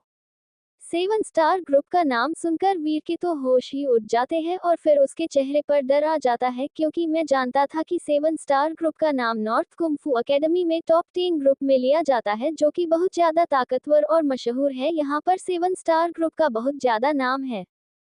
जहां वीर के चेहरे पर डर था, वहीं संजय जी थोड़ा डरा हुआ था, क्योंकि उसे यह सीन कुछ जाना पहचाना लग रहा था। संजय ने भी अपने चाचा की पोजीशन का फायदा उठाने की कोशिश की थी, पर उसका हाल उन सब से बुरा हुआ था, और अब उसे इसलिए डर का हाल भी कुछ ऐसा ही लग रहा था, किसके साथ कुछ बुरा होने वाला है। वह सब सोच ही रहे थे कि अभी वह क्या करेगा, तभी वह बोलता है, क्या तुम सच में 7 स्टार ग्रुप से हो? विवेक का सवाल सुनने के बाद लीडर के चेहरे पर एक मुस्कान आ जाती है, वह गर्व से कहता है, हाँ मैं सच में 7 स्टार ग्रुप का मेंबर हूँ। लीडर की बात सुनने के बाद विवेक फिर से कहता है, अच्छा तो तुम्हें मुझे पहले बताना चाहिए था ना, तो मैं तुम्हें कपड़े उतारने के लिए थोड़ी ना कहता, फिर तो मैं तुम्हारे कपड़े खुद ही उतार देता। लीडर अपने घमंड में इतने ज्यादा खो गया था कि उसने विवेक की बात ठीक से सुनी भी नहीं और फिर अक्का से कहा, अच्छा अगर तुम समझ गए हो तो अब मैं चलता हूँ, मुझे बहुत काम है। 7 स्टार ग्रुप का मेंबर ऐसे ही थोड़ी ना बना जाता है, उसके लिए बहुत मेहनत करनी पड़ती है, पर तुम घबराओ मत, मैं तुम्हारे बारे में भी वहाँ बात करूँगा। लीडर विवेक को कुछ से कुछ कह ही रहा था कि तभी उससे विवेक की बात समझ में आती है कि उसने क्या कहा था, और जैसे ही उसकी समझ में आता है उसके तो पैरों तले जमीन ही खिसक जाती है। वह फिर ठीक से कुछ और समझ भी पाते उससे पहले ही विवेक अपनी स्वॉर्ड उठाकर उसकी तरफ एक स्लैश अटैक कर देते हैं, और लीडर के सारे कपड़े राख बनकर उड़ जाते हैं और लीडर की इज्जत का फालूदा हो जाता है, और फिर वह अपनी इज्जत को अपने हाथों से ढकने की कोशिश करते हैं कि वो किसी ना किसी तरह करके अपनी इज्जत को बचा ले। सारे काम खत्म करने के बाद विवेक वहां से कार्तिक और वीर को लेकर चला जाता है और फिर किसी रेस्टोरेंट में जाकर खाना खाते हैं और फिर अपने घर की तरफ जाने लगता है। वह तीनों घर आने के बाद आंगन में अपनी अपनी स्वॉर्ड तकनीक की प्रैक्टिस करने लगते हैं, जिससे वह अपनी स्वॉर्ड तकनीक को जल्द से जल्द मास्टर कर सके और उसमें एक्सपर्ट हो सके। कुछ देर तक स्वॉर्ड तकनीक की प्रैक्टिस करने के बाद वीर कुछ सोचता है और फिर स्वॉर्ड तकनीक की प्रैक्टिस करते हुए ही कहता है, विवेक वैसे आज मेरे एक बात समझ में नहीं आई है। वीर का सवाल सुनने के बाद विवेक उससे पूछता है, क्या तुम्हारे क्या समझ में नहीं आया है, तुम मुझे बता सकते हो? विवेक के हाँ करते ही वीर तुरंत अपनी बात बताना शुरू कर देता है। दरअसल मैं सोच रहा था कि आज एनर्जी होल में जब हम कल्टीवेशन कर रहे थे, जब तुमने हम तीनों में से सबसे कम इम्प्रूव किया था, लेकिन उसके बावजूद भी तुमने अर्थ लेवल के स्टेज 2 पर होने के बाद भी अर्थ लेवल के स्टेज 4 वाले को हरा दिया है। वीर फिर कुछ देर तक शांत होता है और फिर अपनी बात को आगे बढ़ाते हुए कहता है, हाँ ये बात अलग है कि तुम अर्थ लेवल 2 के पिक पर हो और बस 3 पर आने वाले ही हो, पर अगर तुम्हारी जगह अगर कोई और भी होता तो वह भी अर्थ लेवल के स्टेज 4 वाले को नहीं हरा पाता, तो फिर यह सब तुमने कैसे किया? वीर की सारी बात समझने के बाद विवेक की समझ में आ जाता है कि वीर क्या जानना चाहता हूँ, क्योंकि अगर उसकी जगह कोई और भी होता तो वह भी यही सवाल कर दो, क्योंकि यह कोई आम बात नहीं है कि एक कम लेवल का स्टूडेंट एक बड़े लेवल के स्टूडेंट को हरा दे। इसलिए वीर जानना चाहता था कि विवेक के पास ऐसा क्या है जिससे वह इतना ज्यादा ताकतवर हो गया कि उसने अपने से बड़े लेवल के स्टूडेंट को हरा दिया। वैसे तो वीर बहुत देर से इसी बारे में सोच रहा था। वह विवेक से पहले ही पूछना चाहता था कि उसने ये सब कैसे किया, पर उसे यह सही वक्त नहीं लगा, इसलिए उसने नहीं पूछा। वीर सोच रहा था कि विवेक किसी ऐसी तकनीक की प्रैक्टिस कर रहा है जिससे उसका लेवल तो बहुत धीरे से बढ़ता हूँ, लेकिन उसकी ताकत दुगनी स्पीड से, इसलिए वीर उससे ये सवाल पूछा। वही वीर की बात सुनने के बाद विवेक ने उसे बता दिया कि मेरे पास एक थर्ड आई नाम का ट्रेजर है जिससे मैं सामने वाले की तकनीक को देख सकता हूँ, और इसी वजह से मैं कम लेवल पर होने के बाद भी इतना ताकतवर हूँ, क्योंकि यह ट्रेजर मुझे सिर्फ किस्मत से ही मिला था। वही विवेक की बात सुनने के बाद तो फिर बेहद ज्यादा हैरान हो गया था, क्योंकि वह जानता था कि यह ट्रेजर कितना ज्यादा ताकतवर है और इसे इसकी ताकत का भी अंदाजा था, और ऐसा ट्रेजर किसी को किस्मत से मिल गया तो क्या सच में इसकी किस्मत कुछ ज्यादा ही मेहरबान नहीं है? इस पर इसे तो थर्ड आई भी मिल गई, होली स्पिरिट भी मिल गई। भाई अपनी किस्मत खुद भगवान से लिखवा कर आया था क्या? वीर को अब विवेक से जलन होने लगी थी, क्योंकि वह जानता था कि विवेक के पास कितने ज्यादा ताकतवर ट्रेजर है। अगर वह खुद भी विवेक से लड़ाई करे तो उससे पता था कि वह विवेक से जीत नहीं सकता है। वीर फिर विवेक के बारे में ज्यादा नहीं सोचता है और फिर अपनी प्रैक्टिस पर ध्यान देने लगता है, लेकिन वीर के सवाल ने विवेक को उलझन में डाल दिया था, क्योंकि वह खुद भी नहीं जानता था कि उसका लेवल पर क्यों नहीं हो पाया था। उसने कल्टीवेशन तो बहुत अच्छे से की थी, लेकिन वह समझ नहीं पा रहा था। विवेक फिर कुछ सोचता है और नीचे पालथी मारकर बैठ जाता है, जैसे कि ध्यान में हो, और फिर अपने दिमाग के अंदर आ जाता है। विवेक को इस तरह देखकर कार्तिक और वीर की कुछ भी समझ में नहीं आता है, लेकिन वह फिर भी विवेक को परेशान नहीं करते हैं और अपनी प्रैक्टिस को जारी रखते हैं। वही अपने दिमाग के अंदर विवेक देखता है कि गोल्डन ड्रैगन स्विमिंग पूल में आराम कर रहा है, और वो छोटी बच्ची अबे बड़ी होकर लगभग 6 से 7 साल की हो गई है। इस बच्चे को इतनी जल्दी बड़ा होता हुआ देखकर विवेक के कुछ भी समझ में नहीं आता है। इस लड़की को इतना बड़ा देखकर विवेक तो बहुत ज्यादा हैरान हो गया था। उसके कुछ भी समझ में नहीं आया था कि आदमी जल्दी इतनी बड़ी कैसे हो गई।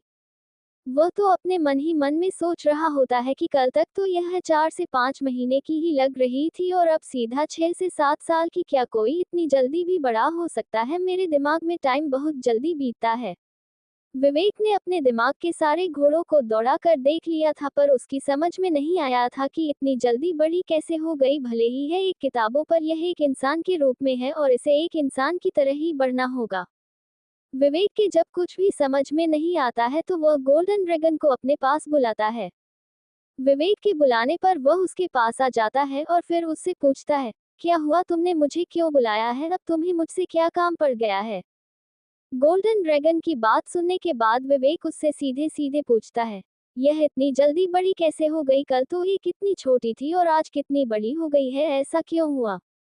विवेक का सवाल सुनने के बाद गोल्डन ड्रैगन उसकी बात का जवाब देने की वजह है उसी से पूछता है, मैंने तुम्हें कहा था ना कि यह एनर्जी से बड़ी होगी, इसे जितनी ज्यादा एनर्जी मिलेगी यह इतनी ही जल्दी बड़ी हो गई।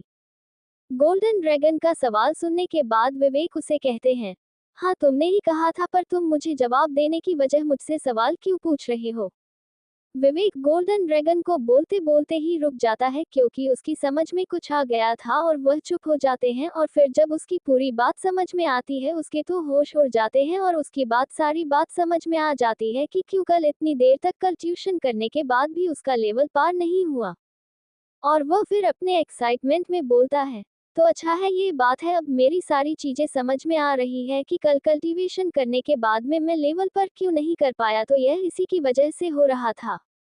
विवेक समझ चुका था कि कल जब वह कल्टीवेशन करके एनर्जी को इकट्ठा कर रहा था, मैं सारी एनर्जी ये लड़की अपने अंदर ले रही थी, जिस वजह से यह अपने आप को ये बोल कर रही थी और इसी वजह से वह लेवल पार नहीं कर पाया। विवेक फिर कुछ सोचता है और फिर गोल्डन ड्रैगन से पूछते हैं, अच्छा अब तुम मुझे एक बात बताओ, कल तो ये बहुत छोटी थी इसलिए नहीं बोल सकती थी, पर आज तो ये बोलने लायक हो गई, तो क्या अब ये बोल सकती है? विवेक के अब ध्यान में आया था कल इसमें कुछ भी नहीं कहा था और गोल्डन ड्रैगन ने उसे बताया था कि यह अभी बहुत छोटी है इसलिए नहीं बोल पा रही है, पर आज तो यह है बोलने लायक हो गई, तो मैं जानना चाहता था कि क्या ये बोल सकती है या नहीं। विवेक का सवाल सुनने के बाद गोल्डन ड्रैगन अपने सर को खुजाने लगता है और विवेक को बताता है, इस बारे में तुम मुझे भी नहीं पता कि यह बोल सकती है भी या नहीं। लेकिन तभी फिर गोल्डन ड्रैगन कुछ सोचकर विवेक को कहता है, पर तुम एक काम करो, क्यों ना इसे ही पूछ लो क्या बोल सकती है या नहीं। गोल्डन ड्रैगन की बात सुनकर विवेक कुछ सोचता है और फिर कहता है, हाँ वैसे तो ये भी ठीक ही है, चलो इसी से ही पूछ लेते हैं क्या ये बोल सकती है। विवेक और गोल्डन ड्रैगन फिर उस लड़की के पास जाते हैं और उसे पूछते हैं, क्या तुम बोल सकती हो? उन दोनों की बात सुनने के बाद वह लड़की बस इतना कहती है, हाँ मैं बोल सकती हूँ, और फिर चुप हो जाती है। उससे बोलता देख विवेक और गोल्डन ड्रैगन इन दोनों के चेहरों पर एक चमक आ जाते हैं और फिर दोनों एक दूसरे को देखकर कहते हैं, हाँ ये बोल सकती है। और विवेक को उस लड़की के बारे में समझ में आने लगता है कि यह किस तरह काम कर सकती है और किस तरह। विवेक फिर उस लड़की के बारे में सोचने लगता है कि तो यह उसी तरह काम करती है जिस तरह मेरी पुरानी दुनिया में गूगल काम करता था, अगर कोई सवाल पूछेगा तो उसे जवाब मिलेगा वरना नहीं मिलेगा, और यही हाल इस लड़की का भी है, अगर इससे कोई सवाल पूछो तो यह जवाब देगी वरना चुपचाप ही रहेगी। विवेक को उस लड़की के बारे में पता चल गया था, लेकिन वह सोचने लग गया था कि वह उसे इमोर्टल वर्ल्ड की किताब कहकर नहीं बुला सकता है, इसलिए वह इसे नाम देने की सोचता है, लेकिन वह डिसाइड ही नहीं कर पाता कि वह उसे क्या नाम दे, और अगर उसने उसे नाम भी अभी तो क्या उसे अच्छा लगेगा। विवेक फिर गोल्डन ड्रैगन को कहता है, क्या हमें इसे एक नाम देना चाहिए, क्योंकि देखो बिना नाम के तो हम इसे बुला ही नहीं पाएंगे ना। विवेक की बात सुनकर गोल्डन कुछ सोचता है और फिर कहता है, हाँ हमें इसे नाम तो देना चाहिए। इतना कहकर फिर गोल्डन ड्रैगन भी नाम को सोचने लगता है और फिर कुछ देर तक सोचता है और फिर विवेक को कहता है, क्यों ना हम इसका नाम किताब ही रख दे, वैसे भी तो ये किताब ही है। गोल्डन ड्रैगन की बात सुनकर विवेक उससे कहता है, अरे अब यह एक लड़की के रूप में इवोल्व हो गई है, तो अब हमें इसका नाम इंसानों वाला रखना होगा, समझे तुम? विवेक की समझ में आ गया था कि गोल्डन ड्रैगन के बस की तो नाम रखना नहीं है, क्योंकि वह कितने साल पुराना भी क्यों ना हो, पर था तो एक स्वॉर्ड की स्प्रिट ही है, तो अब नाम रखने के लिए मुझे ही कुछ सोचना पड़ेगा। विवेक फिर सोचता है कि मैंने इस किताब का इस्तेमाल सबसे पहले राजकुमारी प्रिया पर किया था, तो क्यों ना मैं इसका नाम प्रिया ही रख दूं।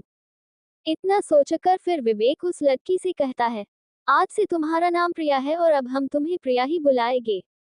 इसी एक साथ अब उस लड़की का नामकरण हो चुका था और अब उससे अपने दिमाग में कोई काम नहीं था, इसलिए वह अपने दिमाग से बाहर आने की सोच रहा होता है और फिर वह इसी एक साथ अपने दिमाग से बाहर भी आ जाता है और उसके पीछे पीछे ही गोल्डन ड्रैगन भी उसके दिमाग से बाहर आ जाता है। गोल्डन ड्रैगन को बाहर देखकर विवेक उससे पूछता है, तुम यहाँ क्या करने के लिए आए हो, और प्रिया का क्या अगर उसने तुम्हारे पीछे कुछ कर दिया तो? विवेक ने ये सारी बातें गोल्डन ड्रैगन से टेलीपैथी की मदद से कही थी, क्योंकि वह जानता था कि यहाँ पर वीर और कार्तिक भी है और अगर वह उनके सामने प्रिया का नाम लेगा तो वह उससे जरूर पूछेंगे कि यह प्रिया कौन है, इसलिए उसने ये सारी बातें टेलीपैथी से कही थी। गोल्डन ड्रैगन भी फिर उसे टेलीपैथी से ही कहता है, तुम चिंता मत करो, वह अंदर कुछ नहीं करेगी, और मैं बाहर इसलिए आया हूँ क्योंकि मैं अंदर बोर हो रहा था और अब मेरा अंदर मन नहीं लग रहा था, इसलिए मैंने सोचा कि बाहर आकर ठंडी ठंडी हवा ही खा ली जाए। विवेक फिर गोल्डन ड्रैगन से आगे कुछ नहीं कहता और खड़ा हो जाता है। फिर वह वीर और कार्तिक को देखता है कि क्या वे अभी भी प्रैक्टिस कर रहे हैं, तो वह देखता है कार्तिक तो अभी भी प्रैक्टिस कर रहा है, पर वीर कुछ सोच रहा है और कुछ कंफ्यूज सा दिखाई दे रहा है।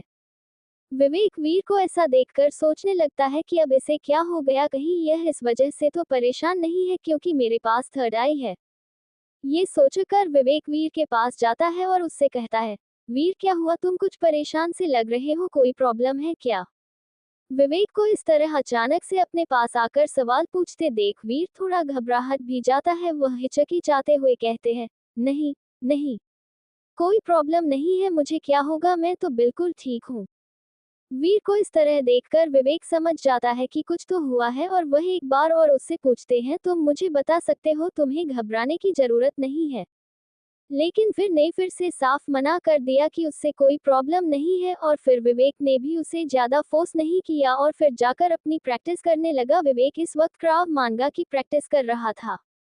क्राव मांगा वही तकनीक है जो कि इसे गोल्डन ड्रैगन ने सिखाई थी और इससे वह डिफेंस कर सकता है, और विवेक समझ गया था क्यों अब तो उस पर खतरे आते ही रहेंगे, तो उसे पहले से ही तैयार रहना होगा और इसीलिए अब वह क्राव मांगा की प्रैक्टिस कर रहा था। और उन्हीं दूसरी तरफ वीर प्रैक्टिस तो करने लग गया था, पर वह आप भी कंफ्यूज और परेशान हो दिखाई दे रहा था और अपने मन ही मन में सोच रहा था, क्या मुझे ये दे देनी चाहिए, पर यह खतरनाक भी हो सकती है, मेरी समझ में नहीं आ रहा दूं या नहीं दूं। विवेक और कार्तिक दोनों ही वीर को परेशान सा देख पा रहे थे, पर ये वीर उन्हें बताए नहीं रहा था कि उसके साथ हुआ क्या है, तो उन दोनों को ही यह नहीं पता था कि वह वीर की मदद किस तरह कर सकते हैं।